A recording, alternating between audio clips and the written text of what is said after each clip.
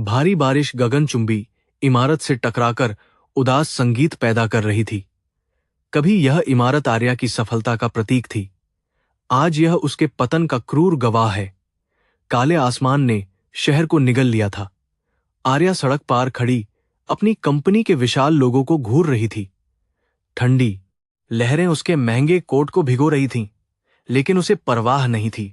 उसकी आंखों में एक अजीब बर्फीली शांति छाई हुई थी। यह शांति किसी भी भयानक तूफान से बहुत अधिक गहरी और खतरनाक मालूम पड़ रही थी। उसका पूर्व मंगेतर विक्रम एक बेहद लालची और महत्वाकांक्षी इंसान निकला। उसने आर्या के भरोसे का फायदा उठाया और व्यापारिक प्रतिद्वंद्वियों के साथ मिलकर एक घिनौनी साजिश रची। बोर्ड के सदस्यों को रिश्वत दी गई और झूठे वित्तीय दस्तावेज तैयार किए गए। आर्या को अपनी ही कंपनी से बेदखल कर दिया गया और उस पर करोड़ों का भारी कर्ज थोप दिया गया। आज सुबह ही अदालत ने उसे दिवालिया घोषित कर दिया था। उसका पूरा साम्राज्य एक ही झटके में ताश के पत्तों की तरह ढह गया था। विक्रम का असली लक्ष्य कंपनी पर पूरी तरह से अपना नियंत्रण स्थापित करना था। इसके लिए उसे आर्या के पास बचे हुए अंतिम मुख्य शेयरों की जरूरत थी। ये शेयर एक पारिवारिक ट्रस्ट के अधीन थे, जिन्हें केवल विवाह के बाद ही स्थानांतरित किया जा सकता था। विक्रम ने आर्या के सामने एक बेहद क्रूर शर्त रखी थी। अगर आर्या आज रात तक किसी से शादी नहीं करती है, तो वे शेयर स्वचालित रूप से विक्रम के पक्ष में चले जाएंगे। समय तेजी से खिसक रहा था। बारिश की रफ्तार और भी अधिक तेज हो गई थी। सड़क पर सन्नाटा पसरा हुआ था और नियॉन लाइटें पानी में अजीब सी चमक बिखेर रही थीं। आर्या जानती थी कि उसे विक्रम की इस घिनौनी चाल को हर हाल में रोकना होगा। उसे तुरंत एक कानूनी पति की सख्त आवश्यकता थी, ताकि वह अपनी बची हुई शक्ति को सुरक्षित रख सके। अचानक उसकी नजर एक अंधेरी गली के कोने पर बैठी एक आकृति पर पड़ी। वह एक बेघर आदमी था, जो पुराने कपड़ों में लिपटा हुआ था। वह आदमी भीगने से बचने के लिए एक छोटे से छज्जे के नीचे शांति से बैठा था। उसके कपड़े फटे हुए थे और चेहरे पर कई दिनों की थकान स्पष्ट रूप से दिखाई दे रही थी, लेकिन उसकी आंखों में कोई लाचारी या भीख मांगने वाला भाव नहीं था। उसकी मुद्रा में एक अजीब सा ठहराव था, जो इस शहर की भागदौड़ से बिल्कुल अलग महसूस हो रहा था। आर्या के भीतर एक बेहद जोखिम भरा और पागलपन से भरा विचार धीरे धीरे आकार लेने लगा। उसने अपने मन में गहराई से सोचा कि इस समय उसके पास खोने के लिए वैसे भी कुछ नहीं बचा है। विक्रम उसे पूरी तरह से बर्बाद करना चाहता है और वह उसे यह खुशी कभी नहीं देगी। यह अजनबी आदमी उसे इस जाल से बाहर निकालने का एक त्वरित साधन बन सकता है। वह बिना कुछ सोचे उस बेघर आदमी की तरफ तेज कदमों से बढ़ने लगी। उसके ऊंचे जूतों की आवाज बारिश के शोर में भी साफ सुनाई दे रही थी। जब आर्या उसके बिल्कुल करीब पहुंची, तो उसने देखा कि वह आदमी अपनी आंखें मूंदे हुए था। उसकी दाढ़ी काफी बढ़ी हुई थी और बाल अस्त व्यस्त थे, लेकिन उसकी बनावट काफी मजबूत लग रही थी। आर्या ने अपनी कांपती हुई आवाज को स्थिर करने की कोशिश की और सीधे उसकी ओर देखते हुए अपनी बात शुरू की। उसने बिना किसी भूमिका के अपनी एक अनोखी और अप्रत्याशित पेशकश उसके सामने रख दी। यह शायद उसके जीवन का सबसे अजीबोगरीब पल था। क्या तुम आज रात मुझसे शादी करोगे? आर्या ने बहुत ही शांत और सपाट स्वर में पूछा, जैसे वह कोई साधारण व्यापारिक सौदा कर रही हो। उस आदमी ने धीरे से अपनी गहरी आंखें खोलीं और आर्या के चेहरे को बड़ी ही शांति से स्कैन किया। उसकी नजरों में कोई हैरानी या घबराहट नहीं थी, बल्कि एक बहुत ही सूक्ष्म और समझदार चमक थी। उसने आर्या के महंगे लेकिन भीगे हुए कपड़ों को एक पल के लिए ध्यान से देखा। तुम्हें देखकर ऐसा नहीं लगता कि तुम कोई मजाक कर रही हो? उस आदमी ने अपनी भारी और आकर्षक आवाज में जवाब दिया। उसकी इस शांत प्रतिक्रिया ने आर्या को थोड़ा हैरान जरूर किया, क्योंकि आमतौर पर कोई भी व्यक्ति ऐसी स्थिति में घबरा जाता। आर्या ने बिना पलक झपकाए उसकी आंखों में देखा और अपनी बात को आगे बढ़ाया। उसने उसे बताया कि यह एक अनुबंध पर आधारित विवाह होगा, जिसमें कोई व्यक्तिगत भावनाएं शामिल नहीं होंगी। मेरे पास तुम्हें देने के लिए अभी पैसे नहीं हैं, लेकिन मैं तुम्हारे रहने और खाने की पूरी व्यवस्था करूंगी। आर्या ने पूरी गंभीरता से अपनी शर्त रखते हुए कहा। उसे हर हाल में रात 12 बजे से पहले विवाह का कानूनी प्रमाण पत्र चाहिए था, ताकि वह अपना बचा हुआ अधिकार खोने से बच सके। उस आदमी ने एक हल्की सी रहस्यमयी मुस्कान दी और जमीन से धीरे से उठा। उसका कद आर्या से काफी अधिक था, जो उसे एक प्रभावशाली व्यक्तित्व दे रहा था। मुझे तुम्हारी यह अजीब शर्त मंजूर है। वैसे भी मुझे इस भारी बारिश में एक सूखी जगह की सख्त जरूरत थी। उस आदमी ने बहुत ही आराम से कहा, जैसे वह इस अप्रत्याशित स्थिति का पूरा मजा ले रहा हो। आर्या ने राहत की एक गहरी सांस ली। हालांकि उसे पता था कि यह एक बहुत बड़ा जोखिम है। उसने तुरंत अपने फोन से एक 24 घंटे काम करने वाले विवाह पंजीकरण कार्यालय की लोकेशन खोज ली। अब समय बर्बाद करने की कोई गुंजाइश नहीं थी। चलो जल्दी मेरे साथ आओ, आर्या ने उसे अपनी कार की तरफ इशारा करते हुए कहा, जो सड़क के दूसरी तरफ खड़ी थी। वह आदमी चुपचाप उसके पीछे चलने लगा और उसकी चाल में एक अजीब सा राजसी आत्मविश्वास था, जो उसके फटे हाल कपड़ों से बिल्कुल मेल नहीं खाता था। कार के अंदर बैठते ही आर्या ने हीटर चालू कर दिया, ताकि वे दोनों अपनी ठंड को थोड़ा कम कर सकें। उसने कार को तेजी से कार्यालय की तरफ मोड़ दिया और एक्सीलेटर दबा दिया। रास्ते में दोनों के बीच एक गहरा सन्नाटा छाया रहा, जिसे केवल कार के इंजन की आवाज तोड़ रही थी। आर्या का दिमाग अभी भी विक्रम से बदला लेने की योजनाओं को बुन रहा था।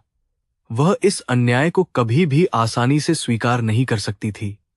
अचानक उस आदमी ने खामोशी को तोड़ते हुए एक सवाल पूछा, जिसने आर्या को चौंका दिया। उसने पूछा कि तुम किस मुश्किल में फंसी हो, जो तुम्हें यह जोखिम भरा कदम उठाना पड़ रहा है। यह तुम्हारा विषय नहीं है और तुम्हें इसमें ज्यादा दखल देने की कोई आवश्यकता नहीं है। आर्या ने बहुत ही रूखे और सतर्क स्वर में उत्तर दिया। वह किसी भी अनजान व्यक्ति पर आसानी से भरोसा नहीं कर सकती थी, खासकर तब जब वह पहले ही इतना बड़ा धोखा खा चुकी हो। उस आदमी ने कोई पलटकर जवाब नहीं दिया और शांति से खिड़की के बाहर देखने लगा। उसकी इस चुप्पी ने आर्या को थोड़ा और सोचने पर मजबूर कर दिया। मेरा नाम रियांश है, बस इतना जान लेना तुम्हारे लिए काफी होगा, उस आदमी ने अचानक कहा, और उसकी आंखों में एक अजीब सी गहराई चमक उठी। आर्या ने केवल सिर हिलाया और अपना ध्यान ड्राइविंग पर केंद्रित रखा। वह यह नहीं जानती थी कि उसके बगल में बैठा यह केंद्रित रखा साधारण सा दिखने वाला व्यक्ति वास्तव में कौन है। उसका असली नाम रियांश ही था, लेकिन वह पूरी दुनिया में एक शक्तिशाली और अदृश्य अरबपति के रूप में मशहूर था। रियांश शहर के सबसे बड़े निवेश बैंक ग्लोबल होल्डिंग्स का मुख्य मालिक था, जिसके इशारे पर कई देशों की अर्थव्यवस्थाएं नाचती थीं। वह कुछ दिनों के लिए एक साधारण जीवन का अनुभव करने और अपने दुश्मनों को चकमा देने के लिए इस भेष में था। उसे इस बात का बिल्कुल भी अंदाजा नहीं था कि आज रात नियति उसे इस तरह एक हताश और खूबसूरत महिला से मिला देगी। उसे आर्या का बेखौफ और मजबूत स्वभाव अंदर ही अंदर बहुत पसंद आ रहा था। विवाह कार्यालय एक पुरानी और सुनसान इमारत में स्थित था। जब वे दोनों वहां पहुंचे तो क्लर्क उन्हें देखकर बहुत बुरी तरह से चौंक गया। एक तरफ महंगे कपड़ों में एक बहुत ही आकर्षक महिला थी और दूसरी तरफ एक फटेहाल बेघर आदमी खड़ा था। आर्या ने क्लर्क की हैरानी को पूरी तरह से नजरअंदाज करते हुए जल्दी से आवश्यक कागजात की मांग की। उसने अपने बैग से पहचान पत्र निकाले और हस्ताक्षर करने के लिए पेन मजबूती से पकड़ लिया। क्लर्क ने हिचकिचाते हुए कागजात आगे बढ़ा दिए। आर्या ने बिना किसी संकोच के तुरंत उन पर अपने हस्ताक्षर कर दिए। फिर उसने वह पेन रियांश की तरफ बढ़ाया। रियांश ने पेन लिया और बड़ी ही खूबसूरती और तेजी से अपने हस्ताक्षर किए। उसके हस्ताक्षर इतने बेनदोला, परिष्कृत और शानदार थे कि आर्या एक पल के लिए उन्हें देखकर पूरी तरह हैरान रह गई। एक आम बेघर आदमी का ऐसा शानदार हस्ताक्षर होना किसी भी तरह से सामान्य बात नहीं थी। तुम्हारे हस्ताक्षर बहुत ही अच्छे और पेशेवर लगते हैं, आर्या ने शक भरी निगाहों से उसकी तरफ देखते हुए टिप्पणी की। रियांश ने बहुत ही शांति से कंधे उचकाए और एक हल्का सा मुस्कुराता हुआ जवाब दिया। उसने कहा कि बुरे समय से पहले उसने भी किसी अच्छी इल्का जगह पर पढ़ाई और थोड़ा बहुत काम किया था। आर्या ने इस बात को सच मान लिया क्योंकि अभी उसके पास इन सब छोटी बातों के बारे में ज्यादा सोचने का बिल्कुल भी समय नहीं था। जैसे ही क्लर्क ने विवाह प्रमाण पत्र पर अपनी अंतिम मोहर लगाई, आर्या के सीने से एक बहुत बड़ा बोझ उतर गया। उसने उस महत्वपूर्ण कागज को अपने सीने से लगा लिया और एक गहरी विजयी मुस्कान उसके होंठों पर तैर गई। उसने आखिरकार विक्रम की उस गंदी चाल को पूरी तरह से मात दे दी थी। अब वे अंतिम शेर हमेशा के लिए सुरक्षित थे और विक्रम कभी भी उन्हें अपनी पहुंच में नहीं ले सकेगा। यह आर्या की पहली और बहुत बड़ी जीत थी। हमारा यह काम पूरा हो चुका है, आर्या ने रियांश की तरफ मुड़ते हुए एक आत्मविश्वास भरे स्वर में घोषणा की।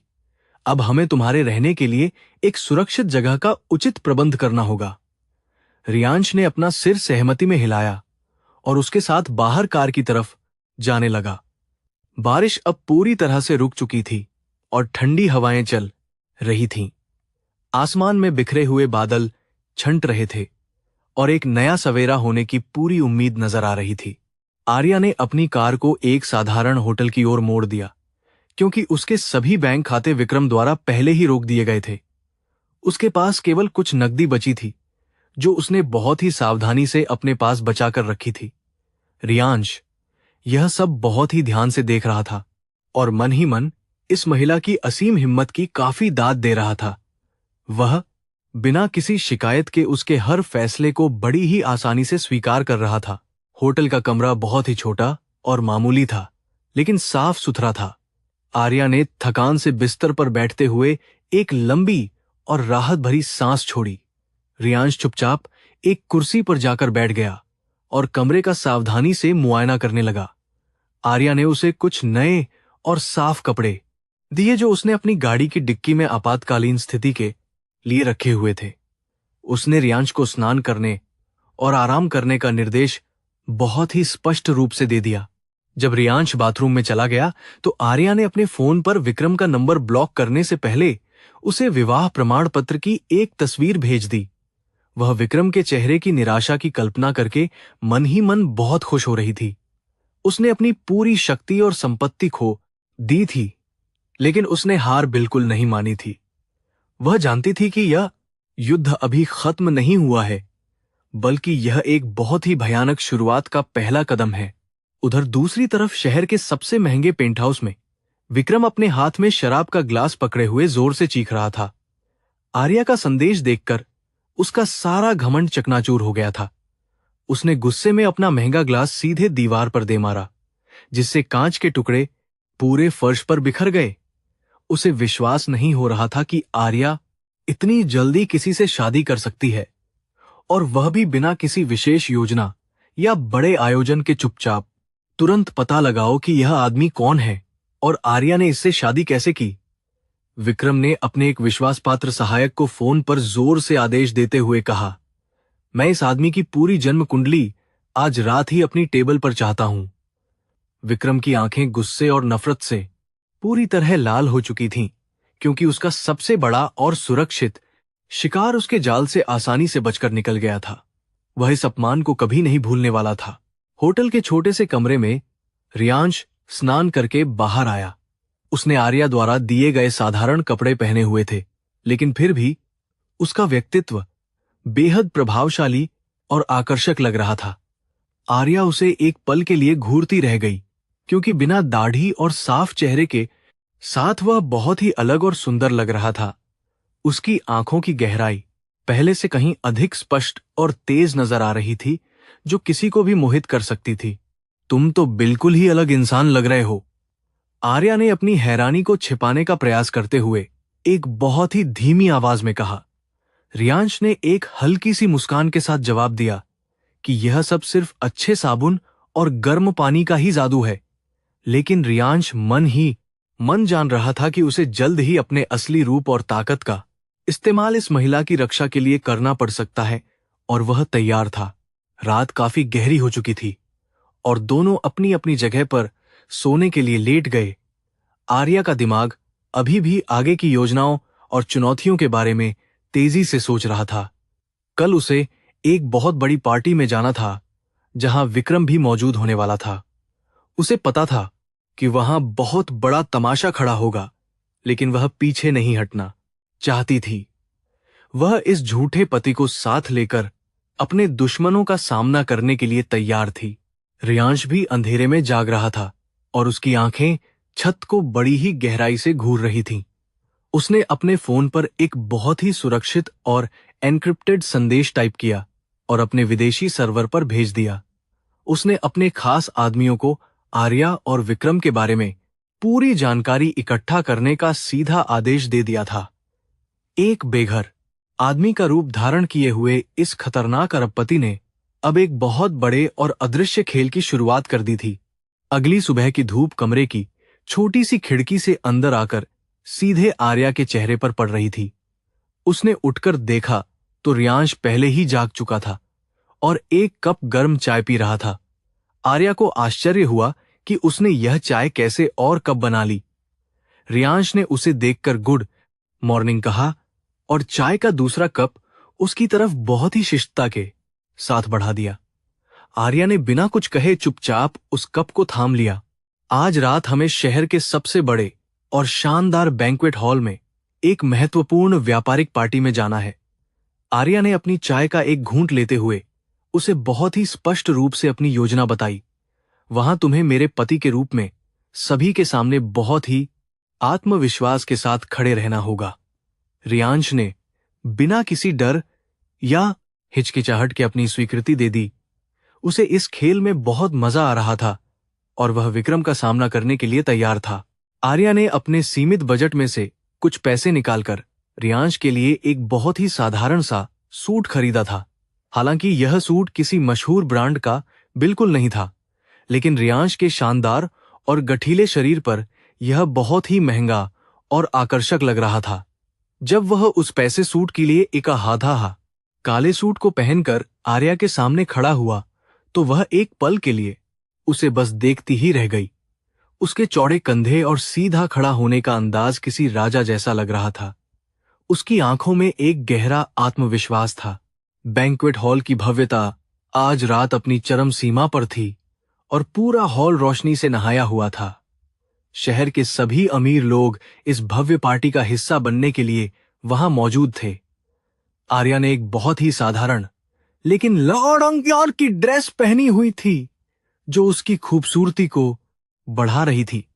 जैसे ही आर्या और रियांश ने उस विशाल दरवाजे से हॉल के अंदर प्रवेश किया तो अचानक वहां का माहौल बदल गया। सभी मेहमानों की नजरें उन दोनों पर टिक गईं और कानाफूसी का दौर शुरू हो गया। लोग आर्या के दिवालिया होने की खबर पहले से ही बहुत अच्छी तरह से जानते थे। वे इस बात को लेकर बेहद हैरान थे कि वह इतनी बड़ी हार के बाद भी यहां आने की हिम्मत कैसे जुटा पाई। इससे भी ज्यादा हैरानी उन्हें रियांश को देखकर हो रही थी, क्योंकि वह पूरी भादा तरह से एक अनजान और नया चेहरा था। आर्या ने किसी की भी परवाह नहीं की और अपना सिर ऊंचा रखते हुए सीधे आगे बढ़ती रही। रियांश उसके साथ बिल्कुल कदम से कदम मिलाकर चल रहा था और उसकी चाल में एक शक्तिशाली अधिकार था। कुछ ही दूर चलने के बाद विक्रम अपने कुछ चाटुकार दोस्तों के साथ उनके ठीक सामने आकर खड़ा हो गया। उसके चेहरे पर एक बहुत ही घमंडी और कुटिल मुस्कान थी जो उसकी नीच मानसिकता को साफ दर्शा रही थी। विक्रम ने अपनी शराब का महंगा ग्लास हवा में उठाया और बहुत ही व्यंग्यात्मक स्वर में आर्या का स्वागत किया। उसने जोर से कहा कि मुझे बिल्कुल भी उम्मीद नहीं थी कि तुम अपनी दौलत हारने के बाद यहां अपना चेहरा दिखाने आओगी। उसकी आवाज इतनी तेज थी कि आसपास खड़े लोग सुन सकते थे। आर्या ने बिना पलक झपकाए विक्रम की आंखों में सीधा देखा और अपना आत्मविश्वास बिल्कुल भी कम नहीं होने दिया। उसने बहुत ही शांत लेकिन धारदार आवाज में जवाब दिया कि यह शहर किसी एक इंसान की जागीर नहीं है। मैं यहां इसलिए आई हूं क्योंकि मुझे छिपने की कोई आवश्यकता महसूस नहीं होती है और ना ही मैंने कोई अपराध किया है। विक्रम उसकी इस बात पर जोर से हंसने लगा और उसने जानबूझकर अपनी नजरें रियांश की तरफ घुमा लीं। विक्रम का इरादा अब सार्वजनिक मजाक उड़ाने का था। तो यह वही महान और भाग्यशाली इंसान है जिसने हमारी रानी को सड़क पर गिरने से पहले बचा लिया। विक्रम ने रियांश के साधारण कपड़ों को घूरते हुए बहुत ही घटिया और अपमानजनक टिप्पणी की। उसने कहा कि मुझे मेरे सूत्रों से पता चला है कि यह आदमी कल रात सड़क पर भीख मांग रहा था। क्या तुम्हारी हालत इतनी खराब हो गई है कि तुम्हें खुद को बचाने के लिए एक सड़क छाप भिखारी से शादी करनी पड़ी? आसपास खड़े सभी लोग विक्रम की इस क्रूर बात पर हंसने लगे। आर्या के चेहरे का रंग गुस्से से पूरी तरह लाल हो गया और उसके हाथ कसकर मुट्ठी में बदल गए।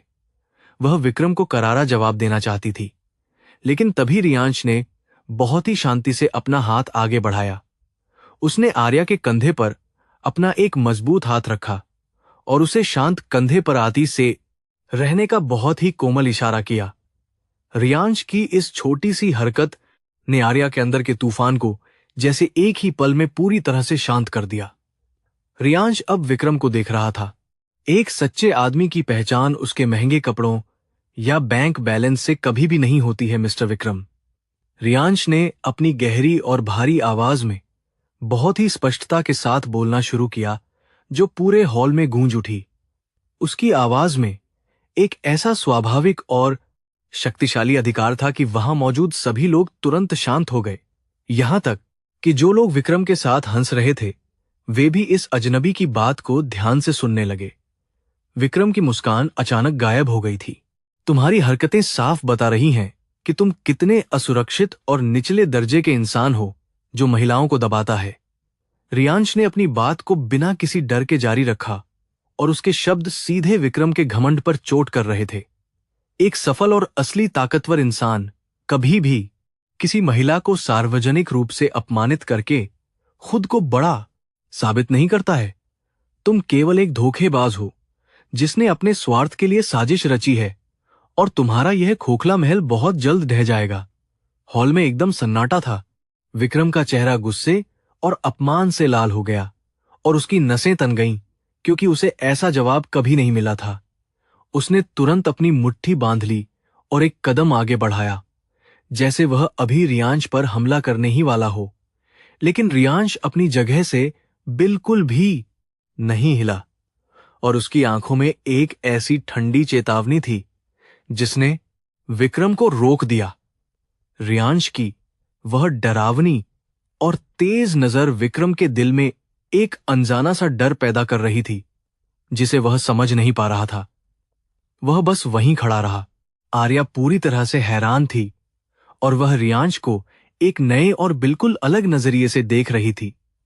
जो आदमी कल रात तक सड़क पर चुपचाप बैठा हुआ था, वह आज इतने बड़े और शक्तिशाली लोगों के सामने बेखौफ खड़ा था। उसकी बातों में जो गहराई और ताकत थी, वह किसी साधारण इंसान में आसानी से नहीं पाई जा सकती थी। आर्या को अचानक ये महसूस होने लगा कि उसने जिस अजनबी से जल्दबाजी में शादी की है, वह कोई आम भिखारी बिल्कुल नहीं है। इस आदमी के पीछे बड़ा राज है।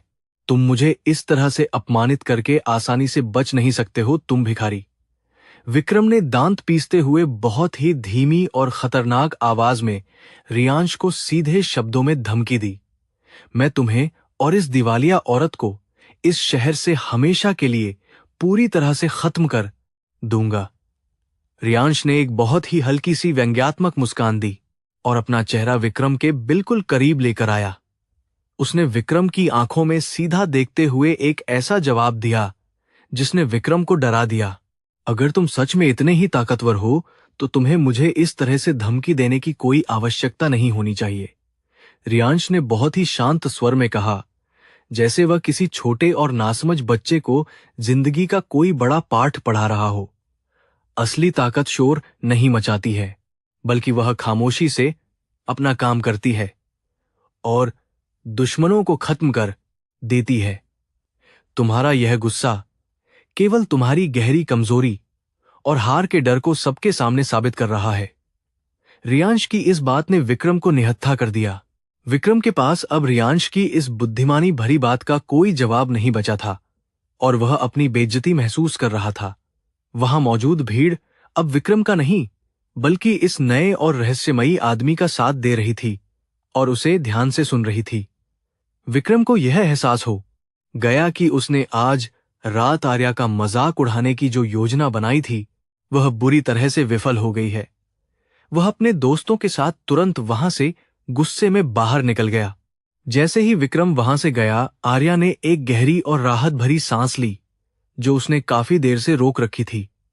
उसने रियांश की तरफ बहुत ही कृतज्ञता और आश्चर्य भरी नजरों से देखा, क्योंकि उसने आज उसकी इज्जत को पूरी तरह से बचा लिया था। तुमने यह सब कैसे किया, और तुम्हें ऐसे भारी और प्रभावशाली शब्द कहां से मिले? आर्या ने बहुत ही धीमी और अचरज भरी आवाज में रियांश से पूछा। उसे अभी भी यकीन नहीं हो रहा था कि यह कैसे हुआ। रियांश ने अपने होठों पर एक बहुत ही रहस्यमयी और आकर्षक मुस्कान बिखेरते हुए आर्या की आंखों में गहराई से देखा। उसने कहा कि जब इंसान सड़क पर रहता है तो वह दुनिया को उसके सबसे असली और नंगे रूप में बहुत करीब से देखता है। मैंने ऐसे बहुत से घमंडी लोगों को देखा है, और मैं उनके खोखलेपन को बहुत ही आसानी से पढ़ सकता हूं। रियांश का यह जवाब बहुत ही तार्किक लग रहा था, लेकिन आर्या इसे सच नहीं मानती थी। पार्टी अब अपनी सामान्य गति पर लौट आई थी और संगीत फिर से बजने लगा था। कई बड़े उद्योगपति और मेहमान आर्या के पास आ रहे थे और उससे बहुत ही सम्मान के साथ बातें कर रहे थे। वे सभी रियांश के इस बेबाक और निडर रवैये से काफी प्रभावित थे और उसके बारे में और अधिक जानने के लिए बेहद उत्सुक थे। आर्या ने बहुत ही चतुराई से सभी सवालों को टाल दिया और रियांश को अपना निजी सलाहकार बता दिया।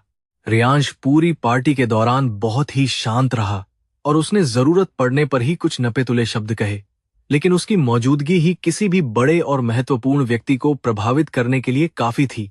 उसने आर्या का बहुत अच्छे से साथ दिया और उसे एक पल के लिए भी अकेला या कमजोर महसूस नहीं होने दिया।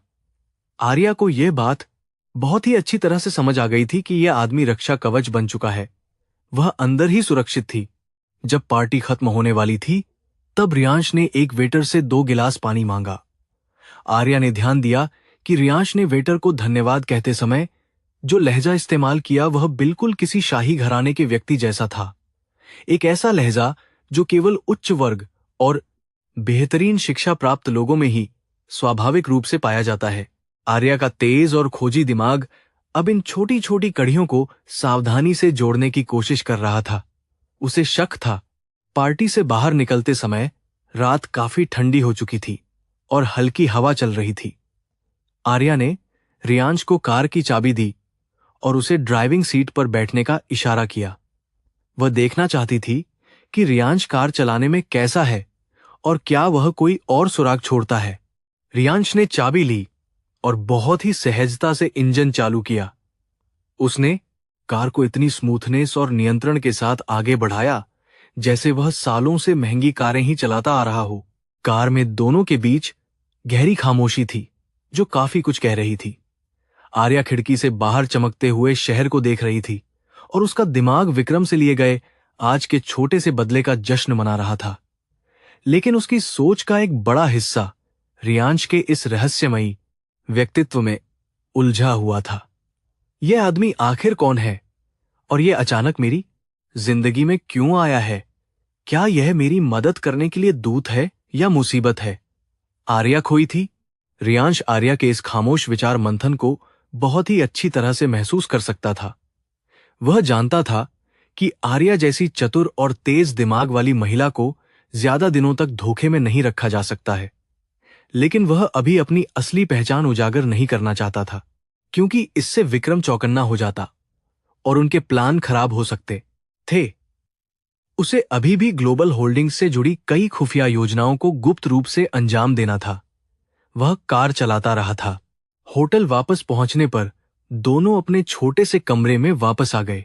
आर्या ने अपने जूते उतारे और थकान से बिस्तर पर बैठ गई। आज का दिन उसके लिए भावनात्मक रूप से बहुत ही भारी और थका देने वाला रहा था। विक्रम का सामना करना आसान नहीं था, लेकिन रियांश के साथ ने इस मुश्किल को काफी हद तक कम कर दिया था। उसने रियांश की तरफ देखा जो एक कुर्सी पर बहुत ही शांत और सीधे तरीके से बैठा हुआ था। उसकी मुद्रा गरीब नहीं थी। मुझे तुम्हारी असलियत नहीं पता है, लेकिन तुमने आज जो किया उसके लिए मैं सच में तुम्हारी बहुत आभारी हूं। आर्या ने बहुत ही ईमानदारी और नरमी के साथ अपनी भावनाएं व्यक्त की। अगर तुम आज वहां नहीं होते तो शायद वह कमीना मुझे सबके सामने पूरी तरह से तोड़ देता। रियांश ने उसकी इन बातों को सुना और एक हल्की सी राहत भरी मुस्कान दी।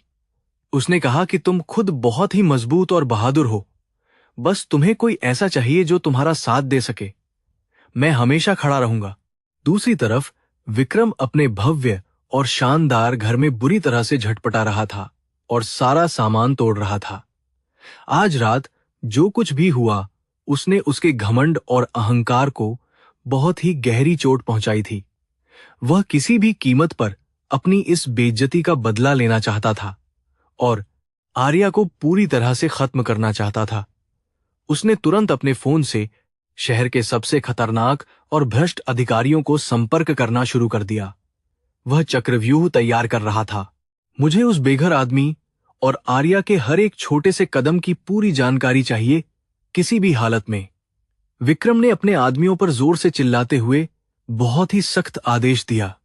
मैं चाहता हूं कि तुम लोग उनके हर छोटे से व्यापारिक रास्ते को हमेशा के लिए बंद कर दो। उन्हें सड़क पर भीख मांगने के लिए मजबूर कर दो, ताकि वे मेरे सामने घुटने टेकने आए। विक्रम की आंखों में खून उतर आया था और वह एक पागल इंसान की तरह बर्ताव कर रहा था। उधर रियांश भी सो नहीं रहा था और वह अपने फोन पर लगातार कुछ महत्वपूर्ण गुप्त काम कर रहा था। उसने अपने ग्लोबल नेटवर्क के प्रमुख को एक बहुत ही कूटलिखित और सुरक्षित संदेश भेजा। उसने विक्रम के सारे काले धन और उसके भ्रष्ट अधिकारियों की पूरी सूची तुरंत निकालने का सख्त आदेश दिया था। रियांश अब अपने असली अरबपति अवतार में आ चुका था और वह विक्रम को बर्बाद करने की योजना बना रहा था। आर्या को इस तूफान का बिल्कुल भी अंदाजा नहीं था। रात धीरे धीरे बीत रही थी और शहर की खामोशी में एक बहुत बड़ी व्यापारिक जंग की नींव रखी जा रही थी। आर्या अपनी मेहनत और दिमाग से वापस उठने की कोशिश कर रही थी, जबकि रियांश अपनी असीम ताकत से उसे बचा रहा था। दोनों की मंजिल एक ही थी, लेकिन उनके रास्ते अभी भी एक दूसरे से पूरी तरह से छिपे हुए थे। कल का सूरज जब निकलेगा तो वह इस कहानी में एक नया मोड़ लेकर आएगा, जहां दुश्मनी खतरनाक होगी। विक्रम का अंत करीब था। आर्या ने सुबह जल्दी उठकर अपने कुछ पुराने वफादार ग्राहकों से दोबारा संपर्क साधने की बहुत ही गंभीर कोशिश की। उसे पूरी उम्मीद थी कि वे लोग उसकी ईमानदारी को याद रखेंगे और उसे एक नया मौका जरूर देंगे। लेकिन उसे यह जानकर बहुत बड़ा और गहरा झटका लगा कि विक्रम ने पहले ही उन सभी को बहुत बुरी तरह से डरा कर रखा हुआ था। कोई भी विक्रम के गुस्से का शिकार नहीं होना चाहता था, इसलिए सबने आर्या की मदद करने से साफ इनकार कर दिया। यह बड़ी निराशा थी। आर्या अपना सिर पकड़कर बैठ गई और सोचने लगी कि अब आगे कौन सा नया रास्ता अपनाया जाए। उसे अपनी हार किसी भी कीमत पर स्वीकार नहीं थी, लेकिन उसके सामने खड़े सभी दरवाजे एक करके तेजी से बंद हो रहे थे। तभी रियांश उसके पास आया और उसने बहुत ही आराम से उसके कंधे पर अपना हाथ रखा। उसने आर्या को एक कप गर्म कॉफी दी और बहुत ही विश्वास के साथ कहा कि तुम बिल्कुल भी चिंता मत करो, हर अंधेरी रात के बाद एक खूबसूरत सुबह जरूर आती है।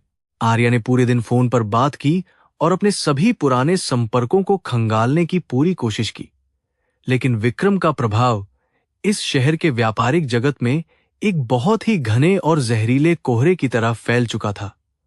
हर उस दरवाजे पर एक बहुत ही मजबूत ताला लगा हुआ था, जिसे आर्या खोलने की कोशिश कर रही थी। विक्रम ने न केवल उसके सप्लायर्स को डराया था, बल्कि उसके छोटे निवेशकों को भी भारी नुकसान की धमकी दी थी। वह पूरी तरह से एक गहरी और अंधेरी खाई में धकेली जा रही थी। उसने होटल के छोटे से डेस्क पर कई सारे कागज और फाइलें फैला रखी थीं।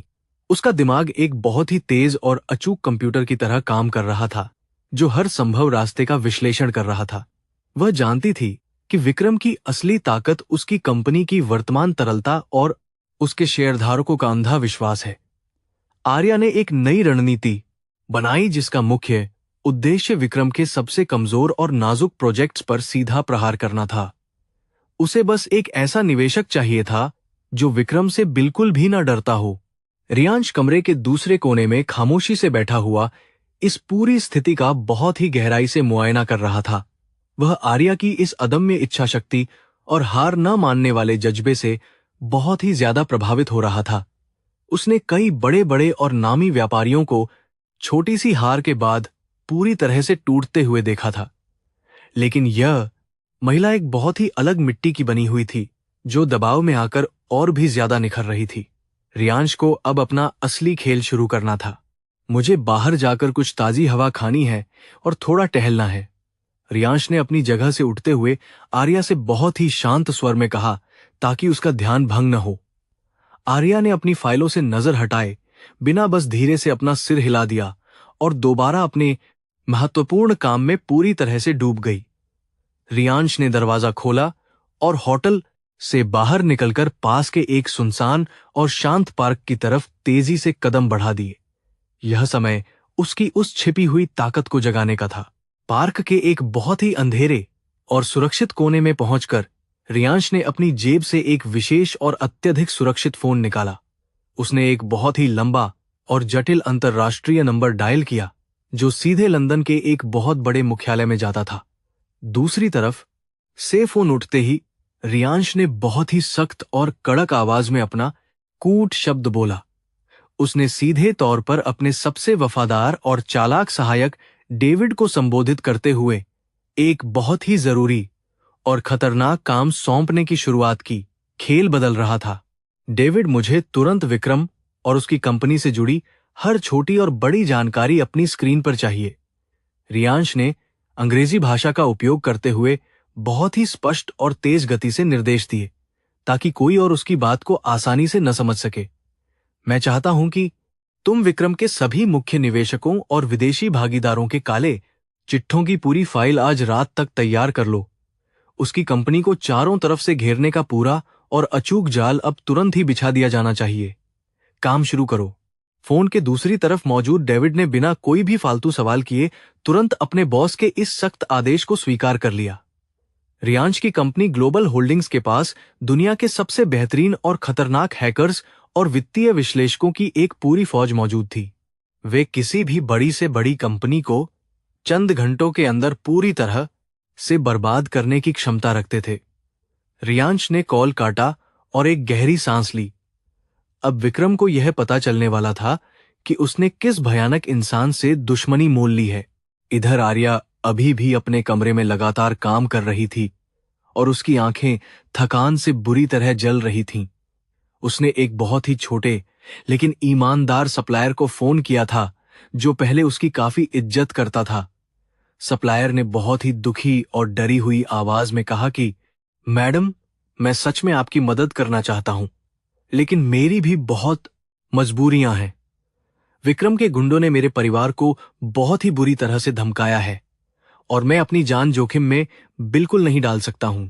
आर्या ने बहुत ही निराशा के साथ फोन काट दिया और अपना सिर हाथों में थामकर गहरी सोच में डूब गई।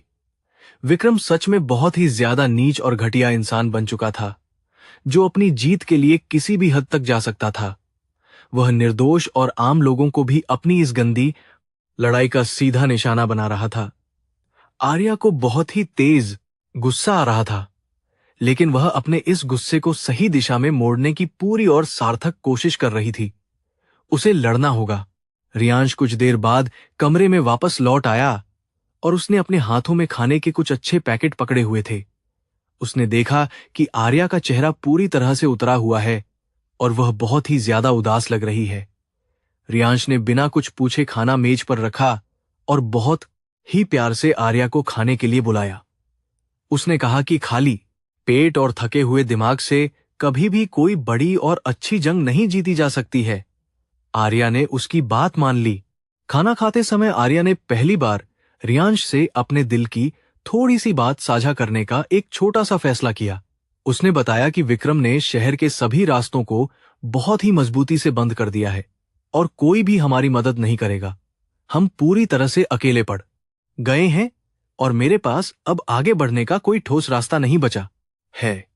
रियांश ने बहुत ही ध्यान से उसकी पूरी बात सुनी और खाना चबाते हुए एक बहुत ही शांत और रहस्यमयी मुस्कान दी। जब सारे सीधे और जाने पहचाने रास्ते पूरी तरह से बंद हो जाते हैं, तो इंसान को खुद अपना एक नया रास्ता बनाना पड़ता है। रियांश ने बहुत ही गहरी और दार्शनिक आवाज में कहा, जैसे वह कोई बहुत ही अनुभवी और महान व्यक्ति हो। तुम्हें विक्रम के उन दुश्मनों को खोजना चाहिए जो उसके सामने कमजोर हैं, लेकिन तुम्हारे साथ मिलकर बहुत मजबूत बन सकते हैं। आर्या उसकी इस समझदारी भरी और एकदम सटीक बात को सुनकर एक बार फिर से पूरी तरह हैरान रह गई। यह बेघर आदमी अद्भुत था। रियांश की इस छोटी सी लेकिन बहुत ही महत्वपूर्ण सलाह ने आर्या के दिमाग में अचानक एक बहुत तेज बिजली सी दौड़ा दी। उसने तुरंत अपनी सबसे पुरानी डायरी निकाली और उन छोटी कंपनियों की एक पूरी सूची बनानी शुरू कर दी जिन्हें विक्रम ने कभी बर्बाद किया था। अगर वह उन सभी छोटे और पीड़ित व्यापारियों को एक साथ एक मजबूत मंच पर ला सके तो एक बहुत बड़ी और शक्तिशाली फौज तैयार हो सकती है। आर्या की आंखों में फिर से एक नई और बहुत ही तेज चमक लौट आई थी। दूसरी तरफ विक्रम अपने आलीशान और महंगे कार्यालय में बैठा हुआ अपनी इस छोटी सी और आसान जीत का भरपूर जश्न मना रहा था। उसने अपने खास और भ्रष्ट सहायकों से पूरी रिपोर्ट ले ली थी कि आर्या को कहीं से भी कोई मदद नहीं मिल रही है। वह बहुत ही जोर से हंसा और अपनी महंगी शराब का एक और बड़ा घूंट अपने गले के नीचे उतारा। उसे लग रहा था कि आर्या बहुत जल्द हार मानकर उसके पैरों में गिरेगी और उस बेघर भिखारी को भी छोड़ देगी। वह घमंड में चूर था। विक्रम को इस बात का बिल्कुल भी अंदाजा नहीं था कि उसके खुद के विशाल साम्राज्य की बहुत ही गहरी और मजबूत नींव धीरे धीरे खोखली हो रही है। रियांश के खतरनाक हैकर्स ने विक्रम के मुख्य सर्वर में बहुत ही खामोशी से सेंध लगा दी थी। वे विक्रम के सभी अवैध लेन देन और विदेशी खातों की बहुत ही गुप्त और सटीक जानकारी पूरी तरह से डाउनलोड कर रहे थे। विक्रम का पूरा घमंड और सारा पैसा अब एक बहुत ही बड़े और भयानक खतरे में पड़ने वाला था। रात के 12 बज चुके थे और आर्या बहुत ज्यादा थकान के कारण अपने छोटे से बिस्तर पर गहरी नींद में सो चुकी थी। रियांश चुपचाप उठा और अपने लैपटॉप की स्क्रीन को बहुत ही कम रोशनी पर सेट करके अपना असली काम करने लगा। डेविड ने उसे लंदन से एक बहुत ही भारी और महत्वपूर्ण फाइल सुरक्षित रूप से भेज दी थी जिसमें विक्रम की मौत का वारंट था। रियांश की उंगलियां कीबोर्ड पर बहुत ही तेज और सधे हुए तरीके से चल रही थीं, जैसे वह कोई सिम्फनी बजा रहा हो। रियांश ने विक्रम के सबसे बड़े विदेशी सप्लायर को एक बहुत ही गुमनाम लेकिन कड़ा संदेश भेजा जिसमें विक्रम की खराब वित्तीय स्थिति का पूरा सबूत था। उसने उस सप्लायर को तुरंत ही अपना सारा माल रोकने और विक्रम से पूरा पैसा वापस मांगने की बहुत ही स्पष्ट चेतावनी दी। यह एक बहुत ही घातक और अचूक तीर था जो सीधा विक्रम की कंपनी के दिल पर जाकर लगने वाला था। सुबह होते ही विक्रम की दुनिया बहुत ही बुरी तरह से और भयानक रूप से हिलने वाली थी। खेल तैयार था। अगली सुबह जब सूरज की किरणें कमरे में आईं तो आर्या बहुत ही नई और ताजी ऊर्जा के साथ उठ खड़ी हुई। उसने रियांश को एक बहुत ही खूबसूरत और प्यारी मुस्कान दी और अपने कपड़े बदलकर तुरंत काम पर जाने के लिए तैयार हो गई।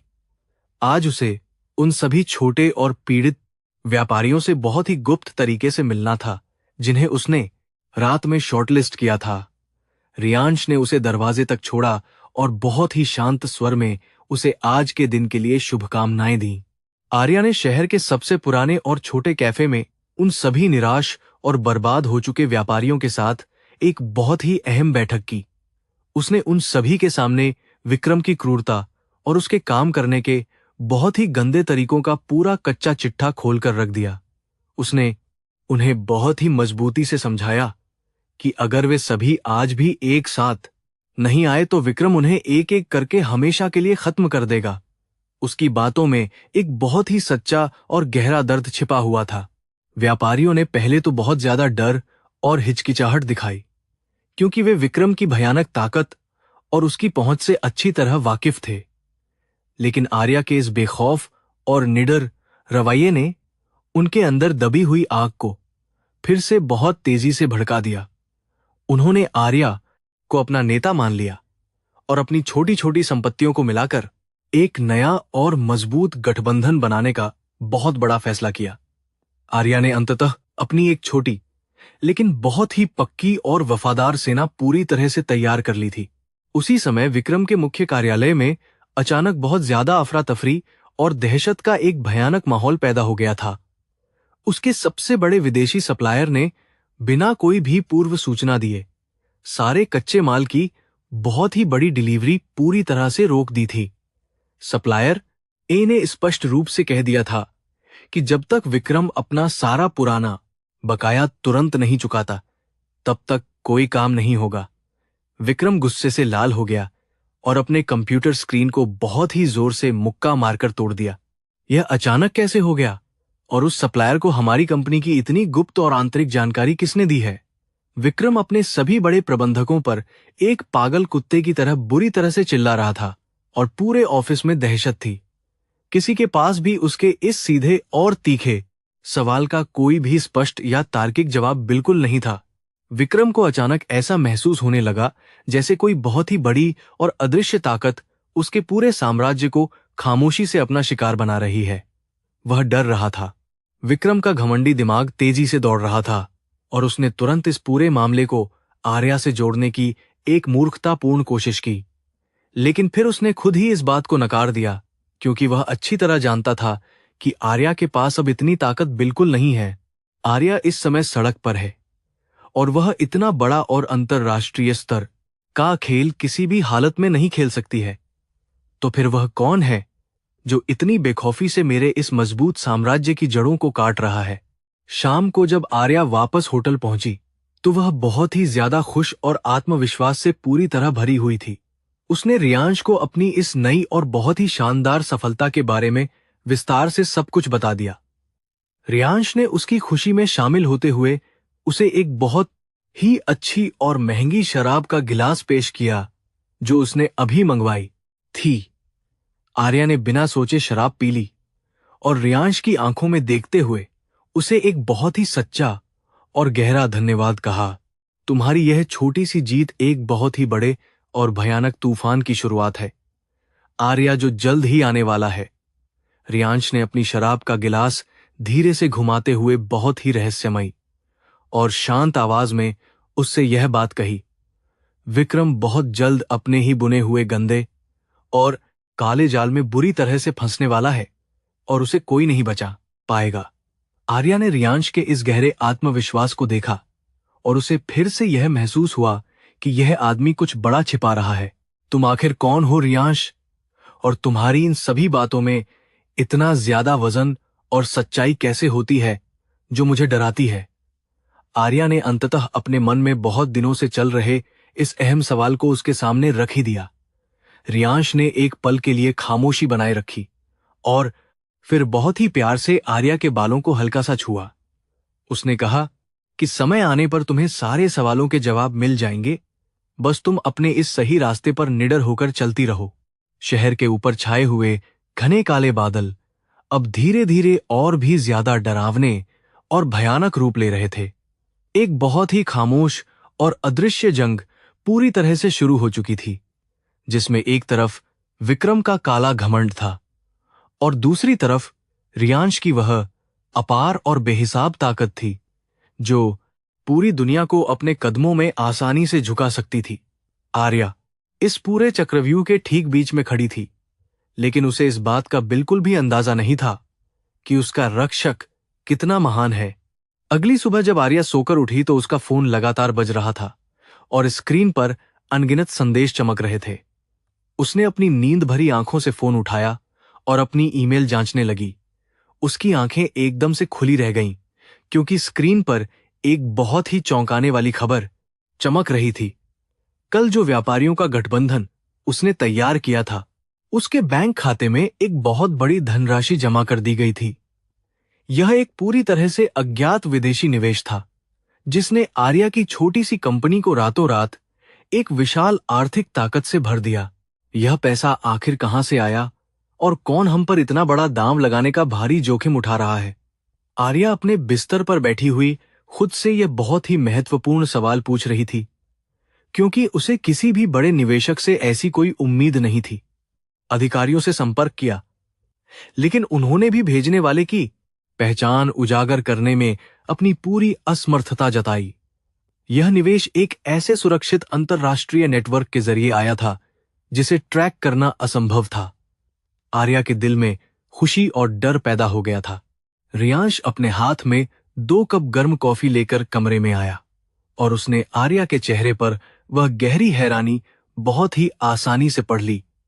उसने कॉफी का 1 कप आर्या की तरफ बढ़ाया और बहुत ही मासूमियत से पूछा कि आज सुबह सुबह इतनी गहरी सोच में क्यों डूबी हो।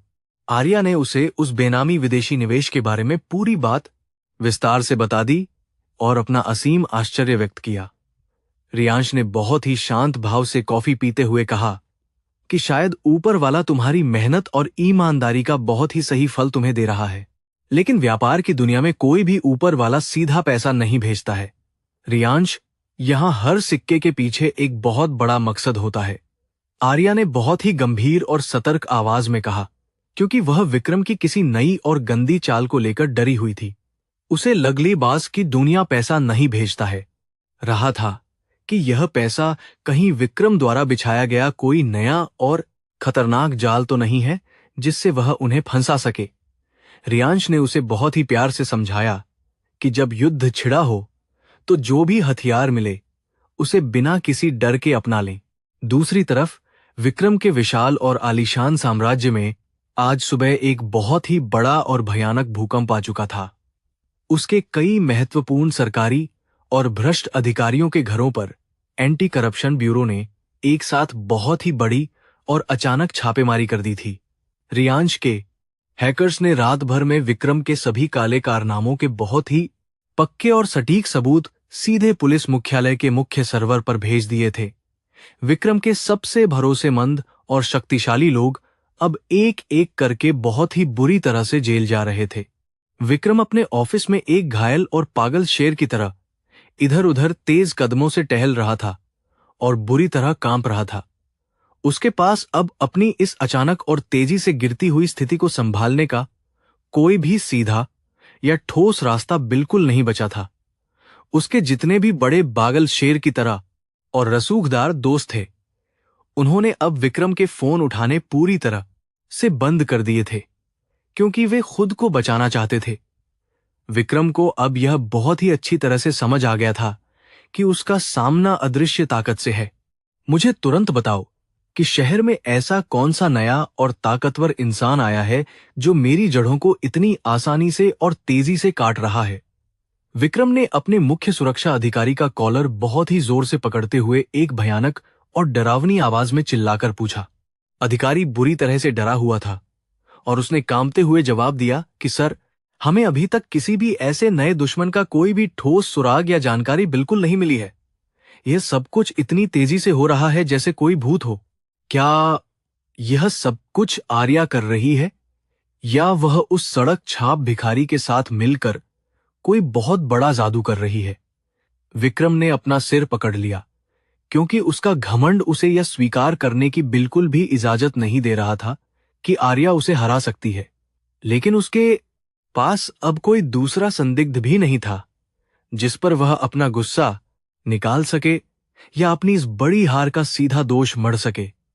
उसने अपने कुछ सबसे खतरनाक गुंडों को आर्या के पीछे लगाने का फैसला ले लिया था। आर्या ने उस बेनामी विदेशी फंड का बहुत ही बुद्धिमानी और तेजी के साथ इस्तेमाल करना तुरंत शुरू कर दिया था। उसने अपने नए गठबंधन के सभी छोटे व्यापारियों के पुराने कर्जों को एक ही झटके में चुका दिया और उन्हें नया कच्चा माल खरीदने के लिए भारी अग्रिम राशि दे दी। विक्रम के जो ग्राहक उससे माल न मिलने के कारण बुरी तरह परेशान थे, वे अब बहुत ही तेजी से आर्या के इस नए और मजबूत समूह की तरफ मुड़ने लगे थे। बाजार का पूरा रुख अब बदल रहा था। दोपहर के समय आर्या और रियांश शहर के एक बहुत ही शांत और महंगे रेस्तरां में अपनी इस नई और शानदार जीत का जश्न मनाने के लिए बैठे थे। आर्या आज बहुत ही ज्यादा खुश थी और उसके चेहरे की वह पुरानी और आत्मविश्वास से भरी चमक अब पूरी तरह से वापस लौट आई थी। रियांश उसे इतनी खुशी से बात करते हुए देखकर अंदर ही अंदर बहुत ही गहरा और असीम सुकून महसूस कर रहा था, जो उसने लंबे समय से महसूस नहीं किया था। उसने वेटर को इशारा करके वाइन ऑर्डर की। तुमने वाइन का चुनाव बहुत ही अच्छी तरह से किया है, रियांश, यह इस रेस्तरां की सबसे बेहतरीन बोतलों में से एक है। आर्या ने वाइन का पहला घूंट लेते हुए उसकी बहुत ही सच्ची तारीफ की और रियांश की आंखों में बड़ी ही गहराई से देखा। एक बेघर इंसान को इतनी महंगी वाइन की इतनी सटीक पहचान कैसे हो सकती है? ये बात मुझे सच में बहुत ज्यादा हैरान करती है। रियांश ने बिना घबराहट के एक बहुत ही रहस्यमयी मुस्कान दी और कहा कि अच्छी चीजों की पहचान हर किसी को आसानी से हो जाती है। रात गहराने के बाद वे दोनों अपने होटल के कमरे की छोटी सी बालकनी में बैठकर ठंडी हवा का बहुत ही शांति से आनंद ले रहे थे। शहर की सभी रंग बिरंगी बत्तियां उनके सामने एक बहुत ही खूबसूरत और शानदार चादर की तरह पूरी तरह से बिछी हुई थीं। आर्या ग्लोबल होल्डिंग्स नामक एक बहुत ही बड़ी अंतर्राष्ट्रीय कंपनी के शेयर बाजार में आए अचानक उतार चढ़ाव के बारे में बात कर रही थी। वह इस बात को समझने की कोशिश कर रही थी कि इतनी बड़ी कंपनी के शेयर अचानक कैसे और क्यों गिरने लगे हैं। अगर तुम मुझसे पूछो तो मुझे लगता है कि ग्लोबल होल्डिंग्स अपने यूरोपीय बाजारों में एक बहुत ही बड़ी और सोची समझी रणनीति के तहत अपने शेयर गिरा रही है। रियांश ने अचानक बहुत ही गंभीर और पेशेवर लहजे में बोलना शुरू किया, जिससे आर्या पूरी तरह से चौंक गई। वे जानबूझकर छोटी कंपनियों को डराकर बाहर निकाल रहे हैं ताकि वे बहुत ही सस्ते दामों में पूरे बाजार पर अपना एकाधिकार आसानी से स्थापित कर सकें। यह मैक्रो इकोनॉमिक्स और वैश्विक वित्तीय युद्ध का एक बहुत ही शानदार और पुराना लेकिन अचूक तरीका माना जाता है। आर्या ने अपनी कॉफी का कप टेबल पर रखा और रियांश की तरफ बहुत ही अचरज भरी और तेज नजरों से देखने लगी। तुम मैक्रो इकोनॉमिक्स और यूरोपीय बाजार की इन बेहद जटिल और बड़ी रणनीतियों के बारे में इतना सब कुछ इतनी अच्छी तरह से कैसे जानते हो? यह कोई साधारण जानकारी नहीं है जिसे कोई भी आम इंसान अखबारों में पढ़कर इतनी आसानी से और गहराई से समझ सके।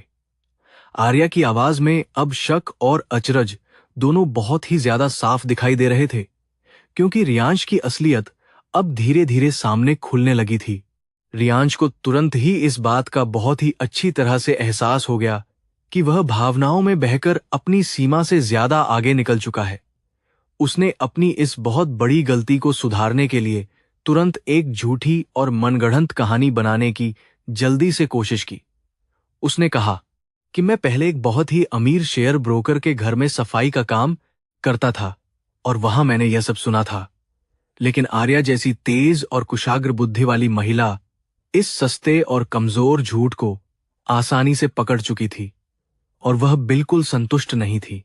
तुम मुझसे बहुत बड़ा झूठ बोल रहे हो, रियांश, और मैं तुम्हारे इन झूठे शब्दों को अब बिल्कुल भी बर्दाश्त नहीं कर सकती हूं। आर्या अपनी जगह से एकदम से खड़ी हो गई और उसने रियांश की आंखों में सीधे देखते हुए बहुत ही कड़क और तेज आवाज में कहा, एक सफाई कर्मचारी कभी भी इतनी सटीकता और आत्मविश्वास के साथ वैश्विक अर्थव्यवस्था की इतनी जटिल और भारी शब्दावली का सही उपयोग बिल्कुल भी नहीं कर सकता है। तुम कौन हो और तुम्हारी मेरी जिंदगी में आने की असली वजह क्या है? मुझे अभी इसी वक्त पूरा सच जानना है। रियांश ने एक गहरी और लंबी सांस ली, क्योंकि वह जानता था कि अब इस होशियार महिला से ज्यादा कुछ छिपाना संभव नहीं है।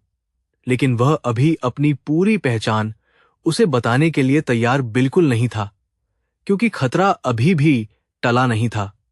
उसने अपनी सीट से उठकर आर्या के बहुत ही करीब आते हुए उसकी आंखों में एक बेहद गहरी और सच्ची चमक के साथ देखा।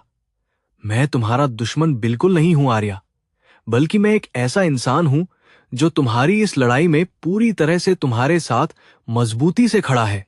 मेरा असली अतीत बहुत ही ज्यादा जटिल और खतरनाक है, जिसे तुम अभी पूरी तरह से समझने के लिए बिल्कुल भी तैयार नहीं हो। रियांश ने बहुत ही शांत लेकिन अधिकारपूर्ण आवाज में कहा, जो आर्या के दिल की धड़कनों को बहुत तेजी से बढ़ा रही थी। मैं तुम्हें बस इतना भरोसा दिला सकता हूं कि जो पैसा आज तुम्हारे खाते में आया है वह पूरी तरह से सुरक्षित और तुम्हारा अपना है। तुम विक्रम को खत्म करने पर अपना पूरा ध्यान लगाओ और मेरे बारे में सोचने का काम फिलहाल के लिए पूरी तरह से मुझ पर छोड़ दो। आर्या के मन में अभी भी अनगिनत और भारी सवाल लगातार घूम रहे थे, लेकिन उसने रियांश की बात पर विश्वास करने का फैसला किया। उसकी आंखों में जो सच्चाई और ईमानदारी थी, वह किसी भी झूठे इंसान में कभी भी नहीं हो सकती थी। आर्या ने अपना सिर धीरे से हिलाया और कहा कि मैं तुम पर फिलहाल के लिए भरोसा कर रही हूं, लेकिन मुझे एक दिन तुम्हारा पूरा सच जानना ही होगा। रियांश ने एक बहुत ही हल्की सी मुस्कान के साथ उसकी इस बात पर अपनी पूरी और पक्की सहमति जता दी। अगले दिन सुबह होते ही विक्रम के साम्राज्य में एक और बहुत ही भयानक और विनाशकारी बम पूरी तरह से फट गया, जिससे हाहाकार मच गया। उसके सबसे बड़े और महत्वपूर्ण प्रोजेक्ट का मुख्य लाइसेंस सरकार द्वारा किन्हीं अज्ञात कारणों और तकनीकी खामियों का हवाला देकर अचानक रद्द कर दिया गया था। रियांश के नेटवर्क ने विक्रम की फाइल में कुछ ऐसे गंभीर और घातक कानूनी पेंच डाल दिए थे, जिन्हें सुलझाना अब उसके लिए असंभव हो गया था। विक्रम का पूरा शेयर बाजार धड़ाम से नीचे गिर गया और उसके निवेशक अपना पैसा निकालने के लिए भागने लगे। विक्रम अब पूरी तरह से पागल हो चुका था और उसने अपने ऑफिस की सारी महंगी कुर्सियों और कीमती शीशों को बुरी तरह से तोड़ डाला था। वह इस अचानक और भयानक तबाही को किसी भी हालत में बर्दाश्त नहीं कर पा रहा था, क्योंकि उसकी सालों की मेहनत मिट्टी में मिल रही थी। उसने अपने सबसे खतरनाक और खूंखार गुंडे को फोन किया और उसे एक बहुत ही सीधा और क्रूर आदेश दिया, जिससे किसी की जान जा सकती थी। मुझे आर्या और उस भिखारी का सिर आज रात ही हर कीमत पर मेरे सामने एक थाली में सजा हुआ चाहिए। उधर आर्या अपने नए ऑफिस में बहुत ही ज्यादा व्यस्त थी, जो उसने हाल ही में उस बेनामी विदेशी फंड की मदद से खरीदा था। वह अपने नए कर्मचारियों के साथ मिलकर विक्रम के बचे हुए ग्राहकों को भी अपनी तरफ खींचने की आक्रामक योजना बना रही थी। उसका दिमाग एक बहुत ही शानदार और अचूक रणनीतिकार की तरह काम कर रहा था, जो अपने दुश्मन की हर कमजोरी का पूरा फायदा उठाना जानता है। रियांश उसके इस नए ऑफिस के एक कोने में खड़ा होकर उसकी इस अद्भुत क्षमता को बहुत ही गर्व से देख रहा था। शाम को जब आर्या और रियांश वापस अपने होटल की तरफ लौट रहे थे, तो मौसम अचानक से बहुत ज्यादा खराब और डरावना होने लगा था। आसमान में फिर से बहुत ही घने और काले बादल छा गए थे और तेज आंधी जैसी हवाएं बहुत जोर से चलने लगी थीं। आर्या कार चला रही थी और रियांश उसके बगल वाली सीट पर बहुत ही शांत मुद्रा में बैठा हुआ सामने सड़क को देख रहा था। अचानक रियांश की तेज और अनुभवी आंखों ने पीछे से आ रही दो काली और संदिग्ध कारों को अच्छी तरह से नोटिस कर लिया। रियांश का पूरा शरीर एक ही झटके में पूरी तरह से सतर्क हो गया और उसकी मांसपेशियां किसी खतरनाक जंगली जानवर की तरह तन गईं। उसने तुरंत आर्या की तरफ मुड़कर बहुत ही सख्त और कड़क आवाज में कहा कि कार की रफ्तार को तुरंत और बहुत तेजी से बढ़ा दो। आर्या पहले तो उसकी इस अचानक और तेज चेतावनी से बुरी तरह घबरा गई, लेकिन फिर उसने पीछे देखा तो उसे भी वे दोनों काली कारें दिखाई दे गईं। वे कारें बहुत ही तेजी और आक्रामकता के साथ उनका पीछा कर रही थीं और अब बिल्कुल उनके करीब आ चुकी थीं। ये लोग आखिर कौन हैं और ये इस तरह से हमारा पीछा क्यों कर रहे हैं? रियांश, आर्या ने बहुत ही डरी हुई और कांपती हुई आवाज में पूछा, जबकि वह कार के स्टीयरिंग व्हील को अपने दोनों हाथों से पूरी ताकत से पकड़े हुए थी। रियांश ने अपना फोन निकाला और डेविड को एक बहुत ही छोटा लेकिन जरूरी आपातकालीन संदेश भेजने के बाद फोन को पूरी तरह से बंद कर दिया। ये विक्रम के पाले हुए कुत्ते हैं, जो अपनी हार से बौखलाकर अब हम पर सीधा और जानलेवा हमला करने के लिए यहां तक आ पहुंचे हैं। आर्या ने एक्सीलेटर को पूरी ताकत से नीचे दबा दिया और कार एक तेज झटके के साथ सड़क पर हवा से बातें करने लगी। पीछे आ रही दोनों काली कारों ने भी अपनी रफ्तार बढ़ा दी और अब वे लगातार हॉर्न बजाते हुए आर्या की कार को टक्कर मारने की कोशिश कर रही थीं। आर्या का दिल बहुत ही जोर से धड़क रहा था और उसे समझ नहीं आ रहा था कि इस भयानक और जानलेवा स्थिति से कैसे बचा जाए। रियांश ने बहुत ही शांति से अपना हाथ आर्या के हाथ पर रखा और उसे गाड़ी चलाते रहने को कहा। घबराने की बिल्कुल भी जरूरत नहीं है आर्या, मैं तुम्हारे साथ हूं और मैं तुम्हें एक खरोंच भी नहीं आने दूंगा। रियांश ने अपनी सीट बेल्ट खोली और कार के अंदर ही खुद को किसी भी शारीरिक हमले के लिए पूरी तरह से तैयार करने लगा। उसकी आंखों में अब वह शांत इंसान नहीं बल्कि एक बहुत ही क्रूर और खूंखार योद्धा दिखाई दे रहा था, जो अपने दुश्मनों को चीरने के लिए बेताब था। रात का अंधेरा और भी गहरा होता जा रहा था और यह खतरनाक पीछा अब अपने सबसे खौफनाक मोड़ पर पहुंचने ही वाला था। काले रंग की उन दोनों खूंखार कारों ने अचानक अपनी गति बहुत ज्यादा बढ़ा दी और आर्या की कार को पीछे से बहुत जोर से टक्कर मार दी। इस भयानक और अचानक हुई टक्कर से आर्या का स्टीयरिंग व्हील पर से नियंत्रण पूरी तरह से छूटने लगा और कार सड़क पर बुरी तरह से फिसलने लगी। आर्या के मुंह से एक बहुत ही तेज चीख निकल गई, लेकिन उसने अपनी पूरी ताकत लगाकर ब्रेक पर पैर दबा दिया और कार को किसी तरह से सड़क के किनारे पर गिरने से बचा लिया। रात का यह खौफनाक अंधेरा जानलेवा था।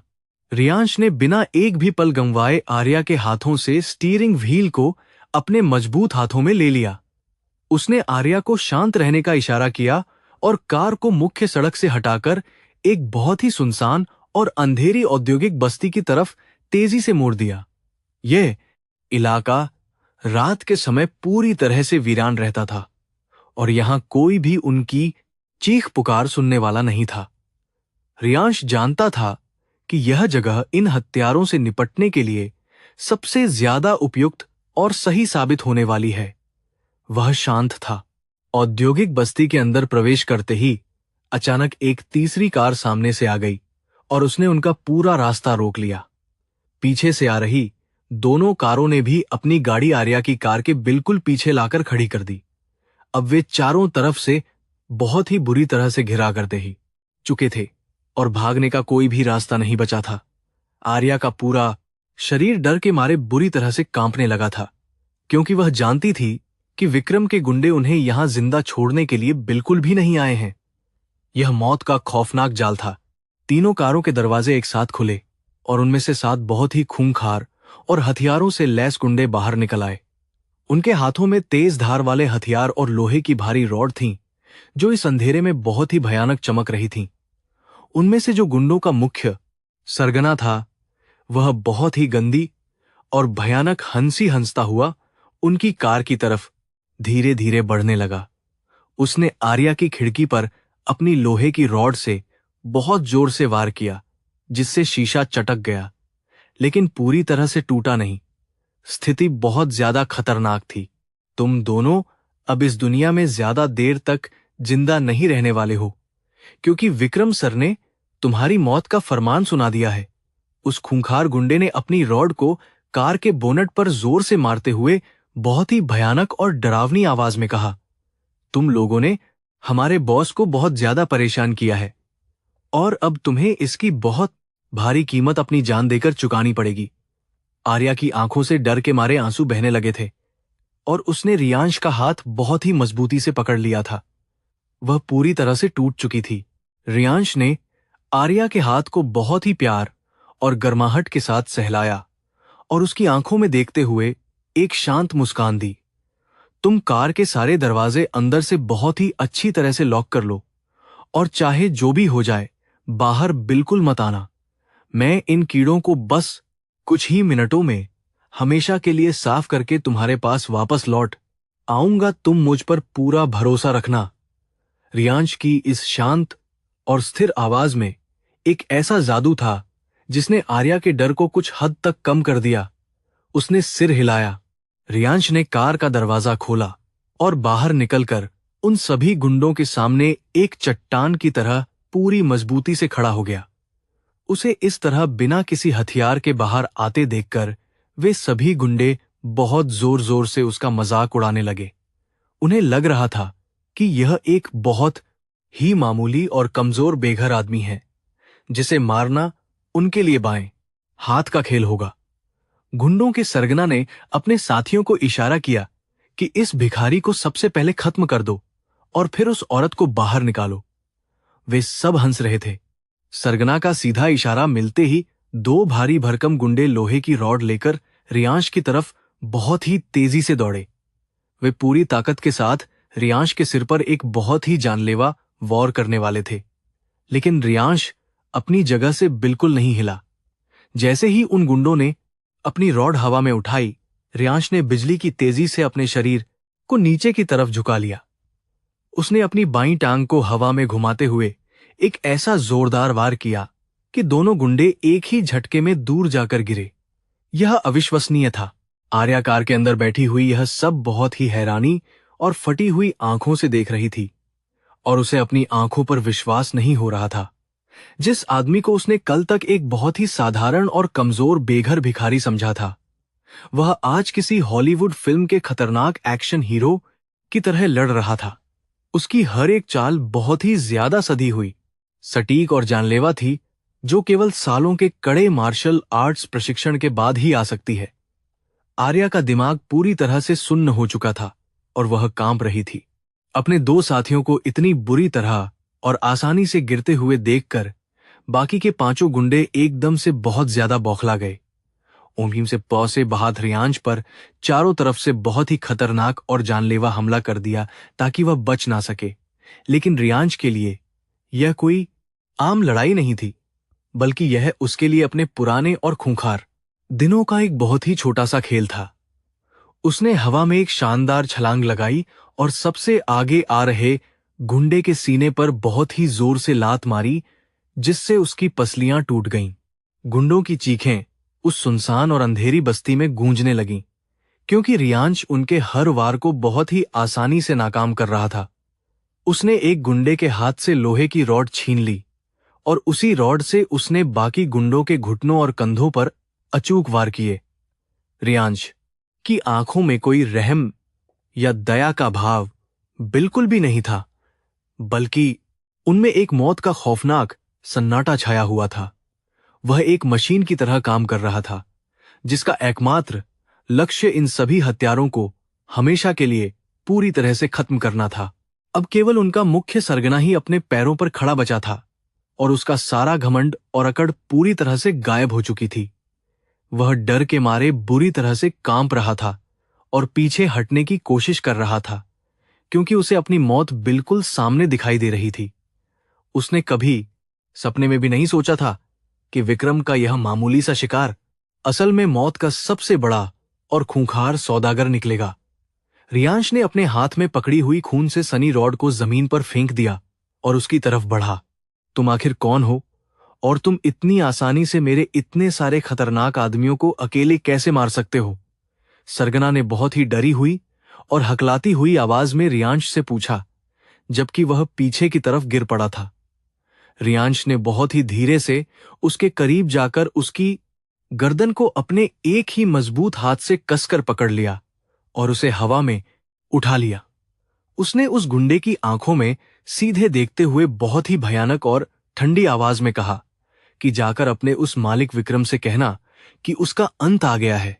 रियांश ने उस सरगना को बहुत ही जोर से दूर जमीन पर फेंक दिया, जिससे वह बुरी तरह से घायल हो गया और दर्द से तड़पने लगा। उसने अपने बाकी बचे हुए होशोहवास में अपने साथियों को उठाया और किसी तरह से अपनी कारों में बैठकर वहां से जान बचाकर भाग निकले। वे जानते थे कि अगर वे एक पल भी और वहां रुके तो यह भयानक आदमी उन्हें जिंदा जलाकर मार डालेगा। रियांश ने अपनी शर्ट पर लगे हुए थोड़े से खून को साफ किया और बहुत ही शांत भाव से एक गहरी सांस ली। तूफान शांत था। वह वापस आर्या की कार की तरफ बहुत ही धीमे और सधे हुए कदमों से मुड़ा और उसने कार के शीशे पर हल्का सा हाथ रखा। आर्या अभी भी सदमे की अवस्था में थी और उसके हाथ स्टीयरिंग व्हील को इतनी कसकर पकड़े हुए थे कि उसकी उंगलियां सफेद पड़ चुकी थीं। रियांश ने बहुत ही नरमी से इशारा किया कि अब बाहर सब कुछ पूरी तरह से सुरक्षित है और वह बाहर आ सकती है। आर्या ने किसी तरह से अपने कांपते हुए हाथों से कार का दरवाजा खोला और लड़खड़ाते हुए बाहर कदम रखा। वह सुन्न थी। आर्या के बाहर आते ही रियांश ने उसे बहुत ही मजबूती से अपने सीने से लगा लिया ताकि उसे थोड़ा सा सुकून और गर्माहट मिल सके। आर्या के आंसू अब रुकने का नाम ही नहीं ले रहे थे और वह रियांश की शर्ट को कसकर पकड़कर बच्चों की तरह रोने लगी। यह सब क्या था? रियांश और तुम एक आम इंसान होकर इतनी खतरनाक और खौफनाक लड़ाई कैसे लड़ सकते हो? मुझे सच बताओ। आर्या ने रोते हुए अपनी सिसकियों के बीच में बहुत ही मुश्किल से ये शब्द कहे, क्योंकि उसका दिमाग फटने वाला था। उसे जवाब चाहिए था। मैंने तुम्हें पहले ही कहा था आर्या कि मेरा अतीत बहुत ही ज्यादा गहरा और खतरनाक है, जिसे तुम आसानी से नहीं समझ पाओगी। रियांश ने उसके बालों को बहुत ही प्यार से सहलाते हुए कहा और उसकी पीठ थपथपाई ताकि वह पूरी तरह से शांत हो सके। मैं तुम्हें कभी भी कोई नुकसान नहीं पहुंचने दूंगा। यह मेरा तुमसे किया हुआ सबसे बड़ा और सच्चा वादा है, जिसे मैं अपनी जान देकर भी निभाऊंगा। आर्या को अब यह पूरी तरह से यकीन हो गया था कि रियांश कोई ऐसा वैसा इंसान नहीं, बल्कि एक बहुत बड़ा रक्षक है। वे दोनों कार में वापस बैठे और रियांश ने खुद ड्राइविंग सीट संभाल ली, क्योंकि आर्या अभी भी गाड़ी चलाने की हालत में बिल्कुल नहीं थी। कार को वापस शहर की तरफ मोड़ते समय रियांश का दिमाग बहुत ही तेजी से विक्रम के खिलाफ अपनी अंतिम चाल की योजना बना रहा था। उसने तय कर लिया था कि अब विक्रम को और ज्यादा समय देना बहुत बड़ी बेवकूफी होगी और उसका पूरा खात्मा करना ही एकमात्र सही उपाय है। रियांश ने डेविड को एक और गुप्त संदेश भेजा, जिसमें उसने ऑपरेशन को अंतिम रूप देने का आदेश दिया। हम आज रात होटल में वापस नहीं जाएंगे, क्योंकि विक्रम के आदमी वहां जरूर हमारी तलाश में जाएंगे और वह जगह अब सुरक्षित नहीं है। रियांश ने कार को एक बहुत ही अलग और अनजान दिशा में मोड़ते हुए आर्या से कहा, और उसकी आंखों में सुरक्षा का भाव था। हम मेरे एक बहुत ही सुरक्षित और गुप्त ठिकाने पर जा रहे हैं, जहां विक्रम या उसका कोई भी आदमी कभी भी नहीं पहुंच सकता है। आर्या ने बिना कोई भी सवाल किए चुपचाप अपनी सहमति दे दी, क्योंकि अब उसका पूरा जीवन रियांश के हाथों में था। कार शहर के बाहरी इलाके में स्थित एक बहुत ही विशाल और आलीशान बंगले के सामने जाकर रुकी, जो बाहर से किसी महल जैसा दिख रहा था। बंगले के बाहर बहुत ही कड़े सुरक्षा इंतजाम थे और वहां काले सूट पहने हुए कई हथियारबंद सुरक्षा गार्ड पहरा दे रहे थे। जैसे ही रियांश की कार वहां पहुंची, उन सभी गार्ड्स ने बहुत ही सम्मान के साथ अपना सिर झुकाया और मुख्य दरवाजा तुरंत खोल दिया। आर्या की आंखें आश्चर्य से फटी रह गईं, क्योंकि एक बेघर इंसान के पास इतना बड़ा और सुरक्षित महल कैसे हो सकता है। रियांश ने कार पार्क की और आर्या का हाथ पकड़कर उसे उस भव्य बंगले के अंदर एक बहुत ही बड़े और खूबसूरत हॉल में ले गया।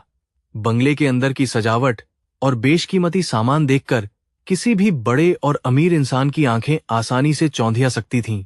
यह सब कुछ तुम्हारा है रियांश? और तुम सच में कौन हो जो इतने बड़े महल और इतनी भारी सुरक्षा के बीच में रहते हो? आर्या ने चारों तरफ देखते हुए बहुत ही अचरज और हैरानी से पूछा, क्योंकि उसके सारे पुराने अनुमान अब पूरी तरह से गलत साबित हो चुके थे। अब समय आ गया है कि मैं तुम्हारे सामने अपने सारे पुराने और असली राज पूरी तरह से खोल दूं, क्योंकि अब कोई खतरा नहीं है। रियांश ने आर्या को एक बहुत ही आरामदायक सोफे पर बैठाया और खुद उसके सामने वाले सोफे पर बहुत ही शांत मुद्रा में बैठ गया। मेरा असली नाम रियांश ही है, लेकिन दुनिया मुझे ग्लोबल होल्डिंग्स के मुख्य मालिक और अंतर्राष्ट्रीय अरबपति के रूप में अच्छी तरह से जानती है। यह बात सुनते ही आर्या का दिमाग एक पल के लिए पूरी तरह से सुन्न हो गया और वह बस उसे घूरती रह गई। ग्लोबल होल्डिंग्स का मालिक एक बेघर इंसान की तरह सड़क पर क्यों बैठा हुआ था, और उसने मुझसे शादी करने का नाटक क्यों किया? आर्या ने बहुत ही तेज और अचंभित आवाज में पूछा, क्योंकि यह पूरा सच किसी फिल्मी कहानी से भी ज्यादा अजीब और अविश्वसनीय लग रहा था। रियांश ने बहुत ही गहरी सांस ली और उसे बताना शुरू किया कि कैसे वह अपने दुश्मनों को चकमा देने के लिए यह गुप्त रूप धारण किए हुए था। यह उसकी एक बहुत बड़ी और अंतर्राष्ट्रीय रणनीति का एक बहुत ही छोटा सा हिस्सा था, जिसे कोई नहीं जानता था। जब मैं उस रात सड़क पर बारिश में बैठा हुआ था, तब तुम मेरे पास आई थीं और तुम्हारी आंखों में एक अजीब सी हिम्मत थी। रियांश ने बहुत ही नरमी से बोलते हुए आर्या का हाथ अपने हाथों में ले लिया और उसे अपने दिल का सारा सच बताने लगा। मुझे तुम्हारी वह निडरता और कभी हार न मानने वाली जिद बहुत ही ज्यादा पसंद आई थी, इसलिए मैंने तुम्हारी मदद करने का यह फैसला किया था। आर्या को अब समझ आ रहा था कि वह बेनामी विदेशी निवेश और विक्रम की तबाही सब कुछ इसी आदमी का काम था। तुमने मुझे बिना बताए इतना कुछ किया है और मेरी पूरी जिंदगी को एक ही झटके में पूरी तरह से बदल कर रख दिया है, आर्या ने रियांश की आंखों में देखते हुए कहा, और उसकी आवाज में अब शिकायत कम और एक बहुत ही गहरा आभार ज्यादा दिखाई दे रहा था। तुमने मुझे एक नई जिंदगी दी है और मेरे सबसे बड़े दुश्मन को मेरे सामने पूरी तरह से घुटने टेकने पर मजबूर कर दिया है।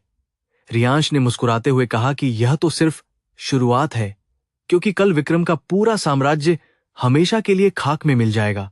दूसरी तरफ विक्रम को जब यह खबर मिली कि उसके सबसे खतरनाक गुंडे भी रियांश को मारने में बुरी तरह से नाकाम रहे हैं, तो वह कांप गया। गुंडों के सरगना ने रोते हुए विक्रम को बताया कि वह आदमी कोई आम इंसान नहीं, बल्कि एक बहुत ही खूंखार और जानलेवा शैतान है। विक्रम का सारा घमंड और अहंकार अब एक बहुत ही गहरे और भयानक डर में बदल चुका था, क्योंकि उसे अपनी मौत नजर आने लगी थी।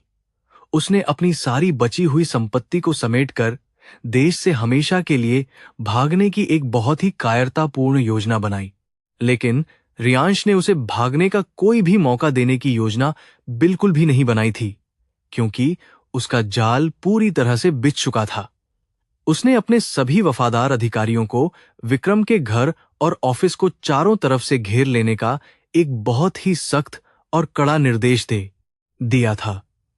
कल सुबह शहर का सबसे बड़ा आर्थिक और व्यापारिक सम्मेलन होने वाला था, जिसमें विक्रम अपनी कंपनी को बचाने की आखिरी और झूठी कोशिश करने वाला था।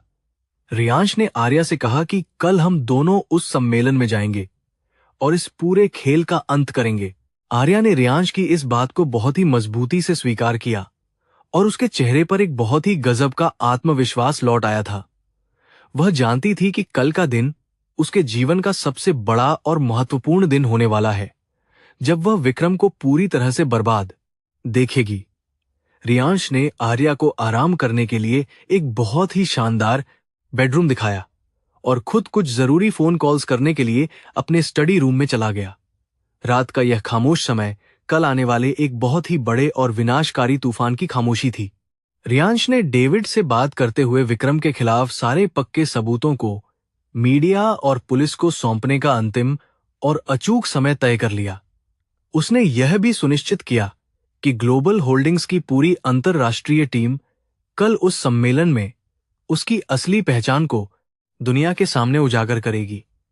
विक्रम को अब बचने का कोई भी रास्ता नहीं मिलेगा और वह अपने ही बुने हुए गंदे पापों के जाल में हमेशा के लिए दफन हो जाएगा। रियांश के चेहरे पर एक बहुत ही ठंडी और खतरनाक मुस्कान थी, जो उसके दुश्मनों के लिए मौत का पैगाम थी। सुबह होते ही आर्या एक बहुत ही खूबसूरत और महंगे काले सूट में तैयार होकर हॉल में आई, जो रियांश ने उसके लिए विशेष रूप से मंगवाया था। रियांश भी एक बहुत ही शानदार और शाही सूट पहने हुए था, जो उसके अरबपति होने की पूरी गवाही बहुत ही स्पष्ट रूप से दे रहा था। आज उन दोनों की जोड़ी किसी भी बड़े हॉलीवुड कपल से ज्यादा आकर्षक और खतरनाक लग रही थी, जो अपने दुश्मनों का नाश करने जा रहे थे। आर्या ने रियांश का हाथ मजबूती से थामा और दोनों उस सम्मेलन की तरफ जाने के लिए बाहर निकल पड़े। विक्रम ने शहर के कन्वेंशन सेंटर में एक विशाल आर्थिक सम्मेलन का शानदार आयोजन किया था। उसका मुख्य उद्देश्य नए निवेशकों को आकर्षित करके अपनी डूबती हुई कंपनी को तुरंत बचाना था। उसने पूरे हॉल को बहुत ही भव्य तरीके से सजाया था, ताकि कोई उसकी खोखली स्थिति का अंदाजा न लगा सके। विक्रम ने एक झूठा भाषण तैयार किया था, जिसके जरिए वह आर्या को नीचा दिखाने वाला था। वह अपने झूठे घमंड में चूर होकर इस आखिरी बड़े खेल को हर हाल में जीतने की योजना बना रहा था। सम्मेलन में शहर के सभी बड़े व्यापारी और मीडिया के लोग भारी संख्या में उपस्थित थे। ठीक उसी समय मुख्य दरवाजे से आर्या और रियांश ने एक साथ अंदर प्रवेश किया। आर्या ने बहुत ही आत्मविश्वास के साथ अपना सिर ऊंचा रखा हुआ था और उसकी आंखों में विजेता वाली चमक थी। रियांश उसके बगल में एक बहुत ही शानदार और शाही सूट में चल रहा था, जो उसे एक बेहद ताकतवर इंसान दिखा रहा था। उन दोनों की इस शाही एंट्री को देखकर पूरे हॉल में अचानक एक बहुत ही गहरा सन्नाटा पूरी तरह से छा गया। विक्रम मंच पर खड़ा था और आर्या को वहां देखकर उसका चेहरा गुस्से से पूरी तरह लाल हो गया। उसे समझ नहीं आ रहा था कि कल रात के उस खौफनाक हमले के बाद भी ये दोनों जिंदा कैसे बच गए और यहां कैसे आ गए। उसने तुरंत अपने गार्ड्स को इशारा किया कि वे इसमें बाद आर्या और रियांश को धक्के मारकर बाहर निकाल दें। विक्रम किसी भी कीमत पर अपनी इस अंतिम महत्वपूर्ण योजना को खराब नहीं होने देना चाहता था। वह माइक पर जोर से चिल्लाने लगा कि इन दिवालिया और धोखेबाज लोगों को बाहर करो। जैसे ही विक्रम के गार्ड्स आर्या और रियांश की तरफ बहुत ही तेजी से बढ़ने लगे, रियांश ने अपना एक हाथ शांति से ऊपर उठा दिया।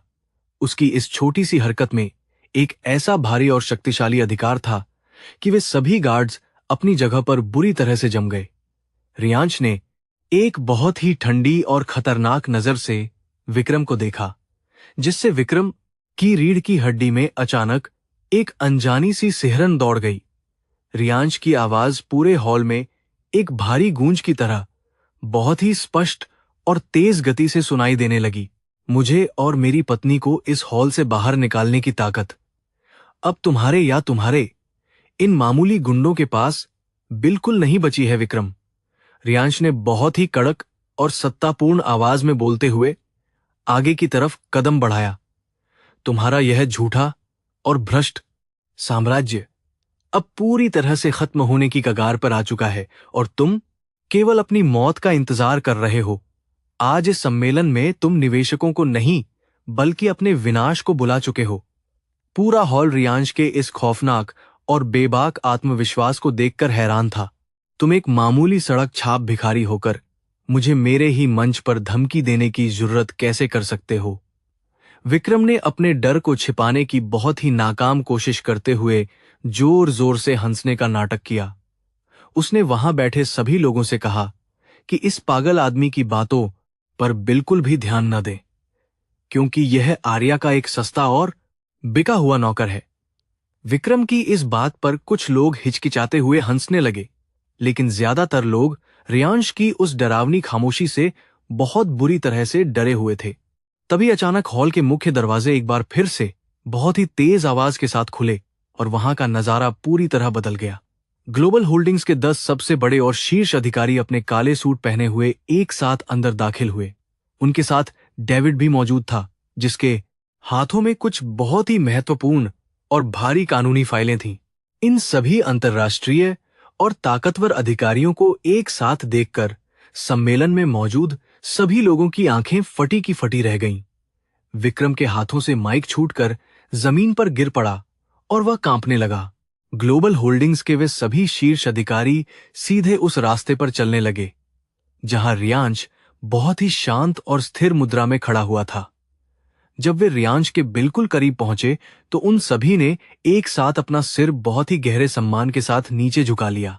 डेविड ने आगे बढ़कर रियांश को एक फाइल दी और बहुत ही स्पष्ट आवाज में कहा कि आपके आदेशानुसार सारी तैयारियां पूरी हो चुकी हैं बॉस। यह सुनते ही पूरे हॉल में एक बहुत ही भयानक और अकल्पनीय तूफान सा आ गया और हर कोई बुरी तरह से चौंक गया। विक्रम के पैरों तले से जमीन पूरी तरह से खिसक चुकी थी और उसे अपनी आंखों पर बिल्कुल भी विश्वास नहीं हो रहा था।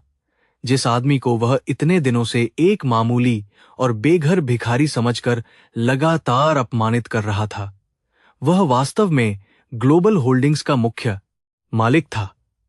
विक्रम को अब यह अच्छी तरह से समझ में आ गया था कि उसकी कंपनी को तबाह करने के पीछे इसी आदमी का सबसे बड़ा हाथ था। उसका सारा गुरूर और घमंड अब एक ही झटके में पूरी तरह से मिट्टी में मिल चुका था। रियांश ने आर्या का हाथ बहुत ही प्यार से छोड़ा और धीमी लेकिन बेहद शक्तिशाली चाल के साथ मंच की तरफ आगे बढ़ने लगा। उसके हर एक कदम के साथ हॉल में एक खौफनाक सन्नाटा और भी ज्यादा गहरा होता जा रहा था। जब रियांश मंच पर विक्रम के ठीक सामने जाकर खड़ा हुआ तो विक्रम डर के मारे पीछे की तरफ खिसकने लगा। रियांश ने गिरे हुए माइक को अपने हाथों में उठाया और बहुत ही शांत लेकिन धारदार आवाज में पूरी दुनिया के सामने अपनी असली और खौफनाक पहचान को अंततः उजागर कर दिया। मेरा नाम रियांश है और मैं ग्लोबल होल्डिंग्स का मुख्य संस्थापक और एकमात्र मालिक हूं जिसे तुम एक भिखारी समझ रहे थे विक्रम। रियांश के इस एक वाक्य ने पूरे हॉल में मौजूद हर इंसान के होश पूरी तरह से उड़ा दिए और मीडिया के कैमरे तेजी से चमकने लगे। तुमने अपनी सत्ता और ताकत के नशे में चूर होकर मेरी पत्नी आर्या को बर्बाद करने की बहुत ही नीच और घटिया साजिश रची थी। आज मैं तुम्हारे उस घमंड और तुम्हारे इस पूरे साम्राज्य का अंतिम संस्कार करने के लिए यहां पर पूरी तैयारी के साथ आया हूं। डेविड ने तुरंत मंच के पीछे लगी हुई एक विशाल स्क्रीन पर विक्रम के सभी काले और भ्रष्ट कारनामों के पक्के सबूत चला दिए। विक्रम द्वारा किए गए सारे अवैध लेन देन, विदेशी बैंकों के गुप्त खाते और भ्रष्ट अधिकारियों को दी गई रिश्वत की पूरी सूची वहां साफ दिख रही थी। हॉल में बैठे हुए सभी निवेशक और व्यापारी विक्रम की इस गंदी सच्चाई को देखकर बहुत ही बुरी तरह से भड़क गए और गालियां देने लगे। विक्रम अब मंच पर पूरी तरह से अकेला और बहुत ज्यादा असहाय होकर रह गया था और बुरी तरह से कांप रहा था। इससे पहले कि विक्रम वहां से भागने की कोई नाकाम कोशिश कर पाता, मुख्य दरवाजे से पुलिस की एक बहुत बड़ी टीम अंदर आ गई। पुलिस इंस्पेक्टर ने मंच पर आकर सीधे विक्रम के हाथों में भारी हथकड़ियां पहना दी और उसे बहुत ही जोर से धक्का दिया। तुम पर धोखाधड़ी, हत्या के प्रयास और मनी लॉन्ड्रिंग के तहत कई बहुत ही गंभीर मामले दर्ज किए गए हैं। विक्रम, अब तुम्हारा खेल खत्म हुआ। विक्रम ने पूरी तरह से टूटकर आर्या और रियांश की तरफ बहुत ही लाचार और बेबस नजरों से देखा, लेकिन वहां कोई दया नहीं थी। आर्या मंच के नीचे खड़ी हुई यह सब बहुत ही खामोशी और गहरी संतुष्टि के साथ देख रही थी, क्योंकि उसका सबसे बड़ा बदला आज पूरा हो गया था।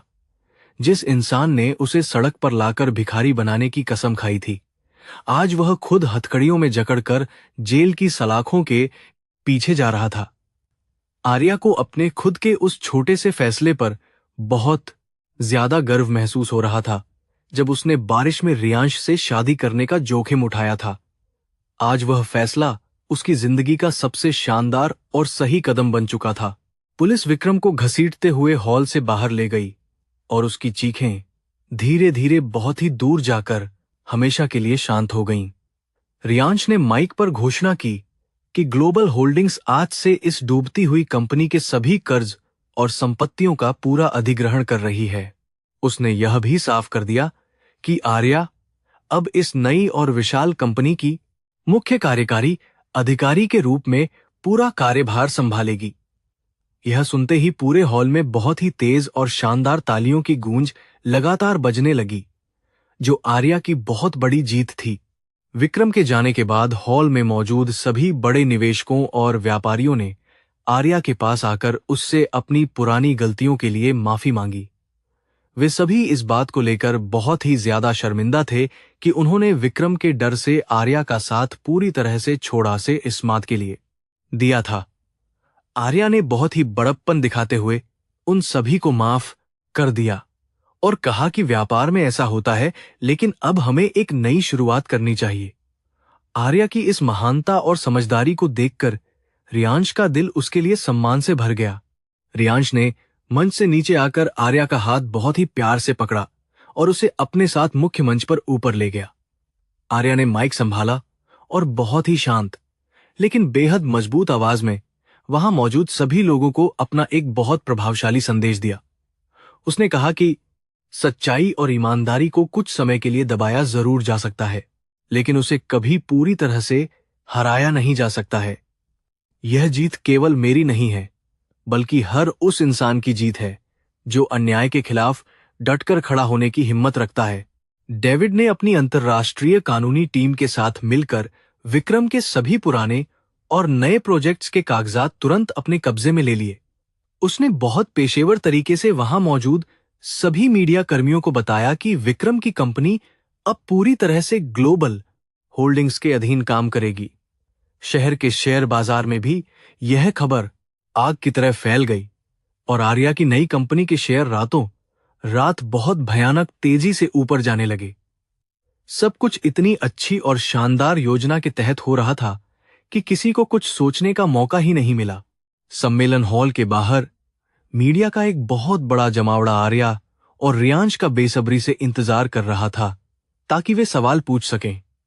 जैसे ही वे दोनों बाहर आए तो कैमरों की चमक और पत्रकारों के तीखे सवालों ने उन्हें पूरी तरह से चारों तरफ से घेर लिया। रियांश ने बहुत ही शांत और अधिकारपूर्ण लहजे में मीडिया को विक्रम के सभी घोटालों और अपने इस लंबे गुप्त अभियान के बारे में पूरी जानकारी दी।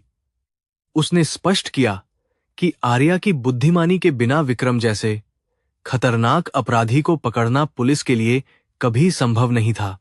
प्रेस कॉन्फ्रेंस खत्म होने के बाद रियांश के सुरक्षा गार्ड्स ने उनके लिए रास्ता बनाया और वे दोनों अपनी लग्जरी कार की तरफ शांति से आगे बढ़े। कार का दरवाजा खोलते हुए रियांश ने आर्या को अंदर बैठने का बहुत ही प्यारा इशारा किया और फिर खुद भी उसके बगल में बैठ गया। कार के अंदर बैठते ही दोनों ने एक दूसरे की तरफ देखा और एक बहुत ही गहरी और लंबी राहत की सांस एक साथ पूरी तरह से छोड़ी। यह एक बहुत ही लंबी और भयानक लड़ाई थी जो अब अपनी सबसे खूबसूरत मंजिल तक पहुंच चुकी थी। सम्मेलन के बाद आर्या और रियांश उस बड़ी इमारत से दूर एक बहुत शांत और खूबसूरत रात के आसमान के नीचे कार में बैठे हुए थे। आर्या ने रियांश की आंखों में देखा और उसके चेहरे पर एक बहुत ही सच्ची और प्यारी मुस्कान पूरी तरह से फैल गई। तुमने आज मेरे लिए जो कुछ भी किया है, मैं उसे अपनी पूरी जिंदगी में कभी भी भूल नहीं पाऊंगी रियांश। तुमने मुझे मेरी दुनिया लौटा दी। रियांश ने उसे बहुत प्यार से अपने गले लगा लिया और कहा कि यह सब तुम्हारी असीम हिम्मत का ही परिणाम है। हवा बहुत ही ठंडी और सुकून देने वाली थी जो उनके सभी पुराने दर्दों को जैसे पूरी तरह से हमेशा के लिए धो रही थी।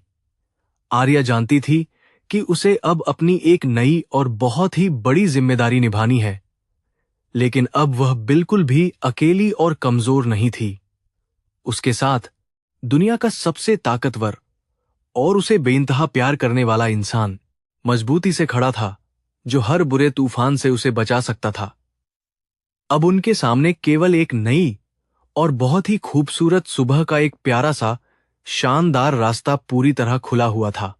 विक्रम का घिनौना अध्याय हमेशा के लिए पूरी तरह से खत्म हो चुका था और न्याय की यह बहुत बड़ी जीत पूरे शहर में गूंज रही थी।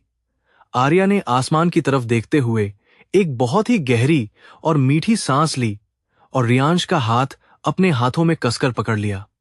यह केवल एक व्यापारिक युद्ध की जीत नहीं थी, बल्कि यह उन दोनों के बीच पनपे एक सच्चे और अटूट रिश्ते की भी बहुत बड़ी जीत थी। दोनों एक साथ अपनी नई शानदार मंजिल की तरफ बहुत ही आत्मविश्वास के साथ आगे बढ़ने के लिए तैयार खड़े थे। विक्रम की गिरफ्तारी के बाद पूरे शहर में आर्या और रियांश की ही चर्चा हो रही थी। न्यूज चैनलों पर लगातार विक्रम के पतन और ग्लोबल होल्डिंग्स की इस अद्भुत कार्रवाई की खबरें चल रही थीं।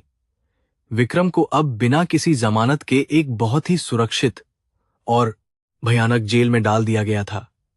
उसके सारे महंगे बैंक खाते और संपत्तियां सरकार ने पूरी तरह से जब्त कर ली थीं। उसे अपने किए गए हर एक घिनौने अपराध की बहुत भारी और खौफनाक सजा मिल रही थी और कोई भी उसकी मदद के लिए बिल्कुल आगे नहीं आया।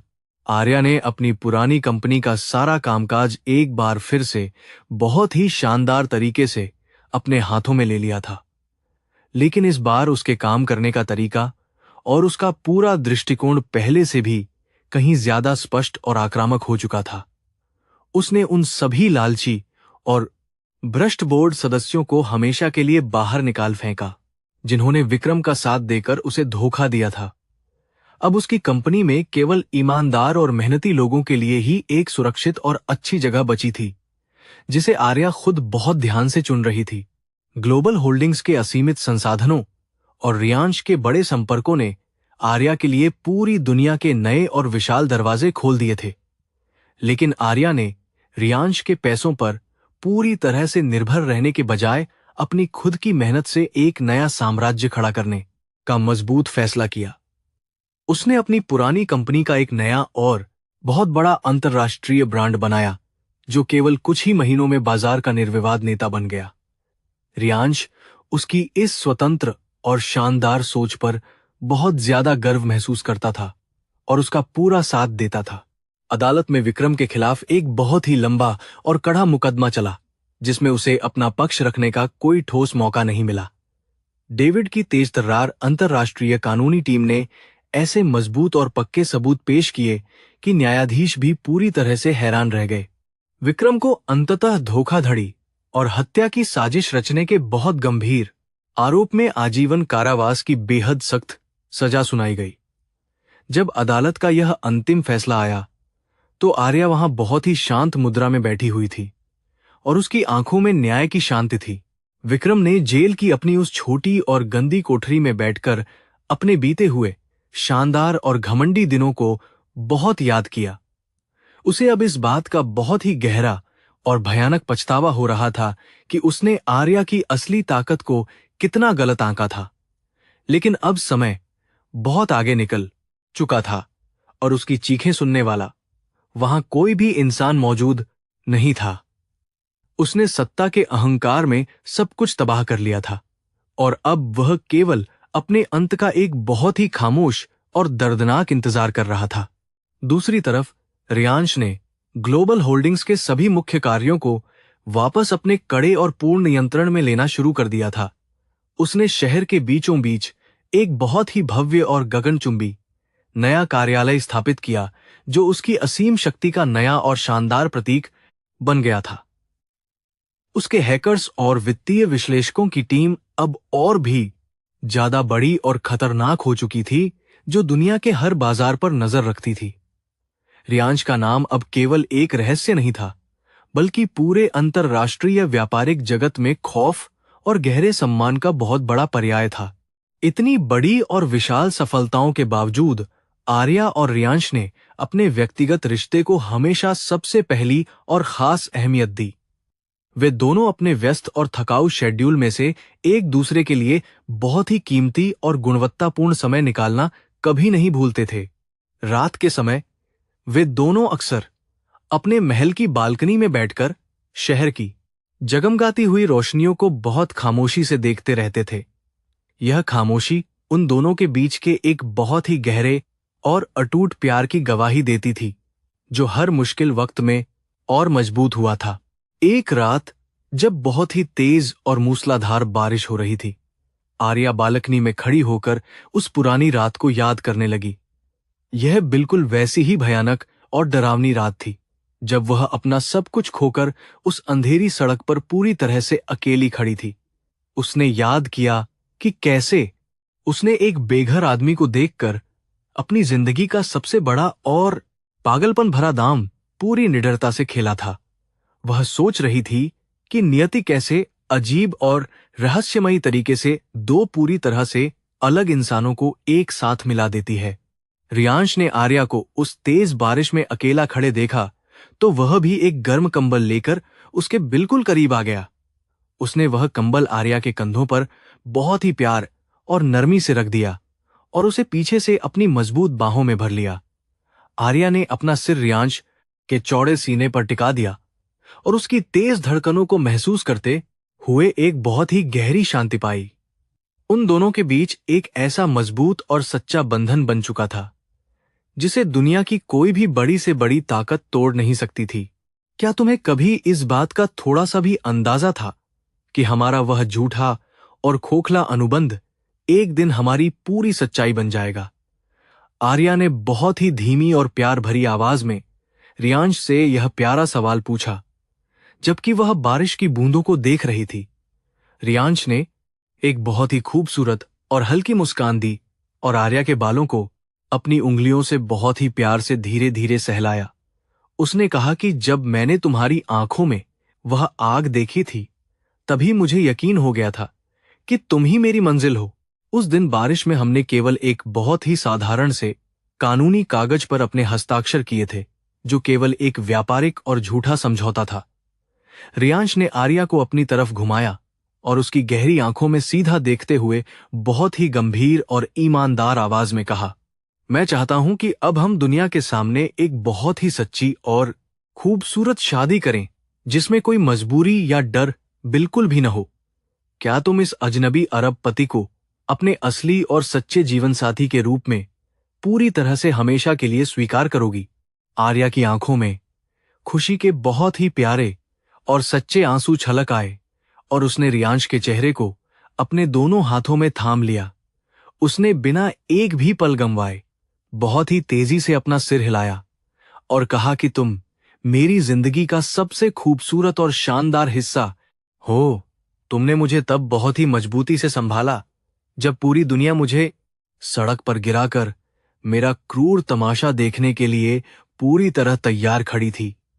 मैं तुम्हारे बिना अब अपनी इस नई जिंदगी के एक भी छोटे पल की कल्पना बिल्कुल भी नहीं कर सकती हूं। रियांश ने आर्या के माथे पर एक बहुत ही प्यारा और गहरा चुंबन अंकित किया और दोनों उसी मूसलाधार बारिश में बहुत देर तक गले मिलते रहे। अगले ही दिन से उनकी इस नई और बहुत ही भव्य शादी की शानदार तैयारियां पूरे शहर में बहुत जोरों शोरों से शुरू कर दी गईं। यह शहर की सबसे बड़ी और ऐतिहासिक शादी होने वाली थी, जिसमें पूरी दुनिया के सबसे नामी और बड़े रईस लोग शामिल होने वाले थे। मीडिया ने इस पूरी घटना को सदी की सबसे बड़ी और जादुई प्रेम कहानी का शानदार नाम बहुत ही आसानी से दे दिया। शादी का दिन बहुत ही ज्यादा खूबसूरत और सुनहरी धूप वाला था, जिसने पूरे शहर को एक नए और शानदार रंग में रंग दिया था। आर्या ने एक बहुत ही कीमती और लाल रंग का शानदार पारंपरिक लिबास पहना हुआ था, जो उसकी असीम खूबसूरती को 100 गुना बढ़ा रहा था। जब वह फूलों से सजे हुए एक बहुत ही भव्य और विशाल मंडप की तरफ धीरे धीरे बढ़ने लगी तो सबकी सांसें बुरी तरह से थम गईं। रियांश मंडप में उसका बहुत ही बेकरारी और गहरे प्यार के साथ इंतजार कर रहा था और वह एक राजा लग रहा था। जब आर्या और रियांश ने पवित्र अग्नि के चारों तरफ 7 जन्मों के फेरे लिए तो वहां मौजूद सभी मेहमानों ने खड़े होकर तालियां बजाईं। वे दोनों अब केवल एक कानूनी कागज के जरिए नहीं, बल्कि अपने दिल और आत्मा से हमेशा के लिए पूरी तरह एक हो चुके थे। उनका तेली हर एक कदम इस बात का बहुत ही बड़ा और पक्का सबूत था कि सच्चा प्यार हर मुश्किल और खौफनाक तूफान को आसानी से हरा सकता है। रियांश ने आर्या को मंगलसूत्र पहनाया और उसकी मांग में सिंदूर भरकर उसे हमेशा के लिए अपनी रानी बना लिया। शादी के बाद एक बहुत ही बड़ी और शाही रिसेप्शन पार्टी का शानदार आयोजन किया गया, जिसमें शहर का हर एक मशहूर इंसान मौजूद था। आर्या और रियांश मंच पर एक साथ बहुत ही ज्यादा खुश और आत्मविश्वास से पूरी तरह भरे हुए एक शानदार जोड़े के रूप में खड़े थे। पत्रकारों ने उनसे उनके भविष्य की बड़ी योजनाओं के बारे में पूछा तो आर्या ने माइक लिया और एक बहुत ही सशक्त और सुंदर जवाब दिया। उसने कहा कि हम दोनों मिलकर समाज के कमजोर और जरूरतमंद लोगों के लिए एक बहुत ही बड़ा और सुरक्षित फाउंडेशन बनाने जा रहे हैं। हमारा यह नया फाउंडेशन उन सभी छोटे व्यापारियों और बेसहारा महिलाओं की पूरी मदद करेगा जो किसी भी बड़े और भ्रष्ट इंसान के जुल्म का शिकार हुए हैं। आर्या की इस शानदार और नेक घोषणा ने पूरे हॉल में एक बहुत ही सकारात्मक और भारी ऊर्जा का बहुत अच्छा संचार कर दिया था। रियांश ने अपनी पत्नी की फिक्स्ड इस महान सोच का पूरी तरह से समर्थन करते हुए तुरंत $100 मिलियन का एक बहुत बड़ा दान दे दिया। यह उन दोनों की तरफ से इस समाज और दुनिया को दिया गया एक बहुत ही खूबसूरत और शानदार तोहफा था। कुछ दिनों के बाद आर्या अपनी पुरानी और पहली कंपनी की मुख्य इमारत के ठीक सामने एक बार फिर से बहुत ही शांत खड़ी थी। यह वही जगह थी जहां से विक्रम ने उसे धक्के मारकर बाहर निकाला था और उसे पूरी तरह से सड़क पर भीख मांगने के लिए छोड़ दिया था। लेकिन आज आर्या वहां एक हारी हुई और दिवालिया महिला के रूप में नहीं, बल्कि पूरे शहर की सबसे ताकतवर और सफल साम्राज्ञी के रूप में मौजूद थी। इमारत के ऊपर अब उसकी खुद की नई अंतर्राष्ट्रीय कंपनी का बहुत बड़ा और शानदार बोर्ड चमक रहा था। रियांश ने पीछे से आकर आर्या की कमर में अपना एक बहुत ही मजबूत और सुरक्षित हाथ डाल दिया और उसकी शानदार जीत को महसूस किया। तुमने अपने बलबूते पर जो कुछ भी इतनी जल्दी हासिल किया है, वह सच में किसी भी इंसान के लिए एक बहुत बड़ा अजूबा है आर्या। रियांश ने उसके कान के बिल्कुल पास बहुत ही धीमी और गर्व से भरी आवाज में यह बात कही, जिससे आर्या का दिल और भी ज्यादा खुशी से भर गया। आर्या ने रियांश के कंधे पर अपना सिर रखा और उसकी इस बहुत प्यारी और सच्ची तारीफ को स्वीकारा। विक्रम जैसे लोग सत्ता और अहंकार के नशे में पूरी तरह अंधे हो जाते हैं और दूसरों को बहुत कमजोर और असहाय समझने की भारी भूल करते हैं, लेकिन उन्हें यह बिल्कुल नहीं पता होता है कि एक औरत का पक्का इरादा और उसकी गहरी खामोशी दुनिया का सबसे खतरनाक और अचूक हथियार होती है। आर्या ने यह बात बहुत ही शांत स्वर में कही और उसका हर एक शब्द विक्रम के उस पूरे काले अध्याय का बहुत ही शानदार और अंतिम निष्कर्ष था। सत्य की हमेशा जीत होती है और झूठ अपने ही बनाए गड्ढे में गिर जाता है। शाम ढलने से ठीक पहले रियांश आर्या को लेकर एक बहुत ही निजी और शानदार हेलीकॉप्टर से एक खूबसूरत और शांत द्वीप की तरफ उड़ चला। आसमान में उड़ते हुए वे दोनों नीचे बसे हुए उस विशाल और चमचमाते शहर को बहुत ही अद्भुत और विजेता वाली नजरों से पूरी तरह निहार रहे थे। यह शहर अब उनका था और उन्होंने अपनी असीम ताकत और तेज बुद्धि से यहाँ की पूरी और खतरनाक व्यवस्था को हमेशा के लिए अपने पक्ष में बदल दिया था। हेलीकॉप्टर बादलों के बीच से होता हुआ एक नई और खूबसूरत दुनिया की तरफ बढ़ रहा था। द्वीप पर उनका एक बहुत ही निजी और आलीशान विला मौजूद था, जहां चारों तरफ केवल शांत समुद्र और सफेद रेत के खूबसूरत किनारे थे। वहां कोई शोर और कोई भी व्यापारिक तनाव बिल्कुल मौजूद नहीं था, बल्कि केवल वे दोनों और उनके बीच का बहुत ही गहरा और अटूट प्यार था। आर्या ने अपने महंगे जूते उतारे और नंगे पैर उस ठंडी और सुकून देने वाली रेत पर बहुत ही खुशी और शांति के साथ धीरे धीरे चलने लगी। रियांश भी उसके पीछे पीछे चलने लगा और वह इस खामोश पल को अपने दिल में हमेशा के लिए कैद कर रहा था। सूरज धीरे धीरे समुद्र की बहुत ही गहरी और अनंत लहरों में डूब रहा था और आसमान में लाल और नारंगी रंग बहुत खूबसूरती से बिखर चुके थे। आर्या और रियांश एक दूसरे का हाथ बहुत ही मजबूती से पकड़कर उस जादुई और शानदार सूर्यास्त को बिना कुछ बोले खामोशी से देख रहे थे। यह एक बहुत ही लंबी और खौफनाक जंग के बाद मिला हुआ उनका सबसे प्यारा और कीमती इनाम था, जिसे उन्होंने अपनी जान पर खेलकर जीता था। हवा में समुद्र की एक बहुत ही मीठी और सुकून भरी महक थी, जो उनके दिलों को शांत कर रही थी। हमारी यह कहानी एक बहुत ही भयानक तूफान से शुरू हुई थी रियांश, लेकिन इसका यह अंत दुनिया का सबसे खूबसूरत और शानदार पल बन गया है। आर्या ने रियांश की आंखों में देखते हुए अपनी जिंदगी के इस बहुत बड़े और शानदार सफर का एक बहुत ही खूबसूरत सार सबके सामने प्रस्तुत किया। रियांश ने उसे बहुत ही करीब से अपने गले लगा लिया और उसके बालों में एक प्यारा सा चुंबन करते हुए हमेशा साथ रहने का पक्का वादा किया। ये अंत नहीं है मेरी जान, बल्कि यह तो हमारी एक बहुत ही शानदार और अनंत शुरुआत है।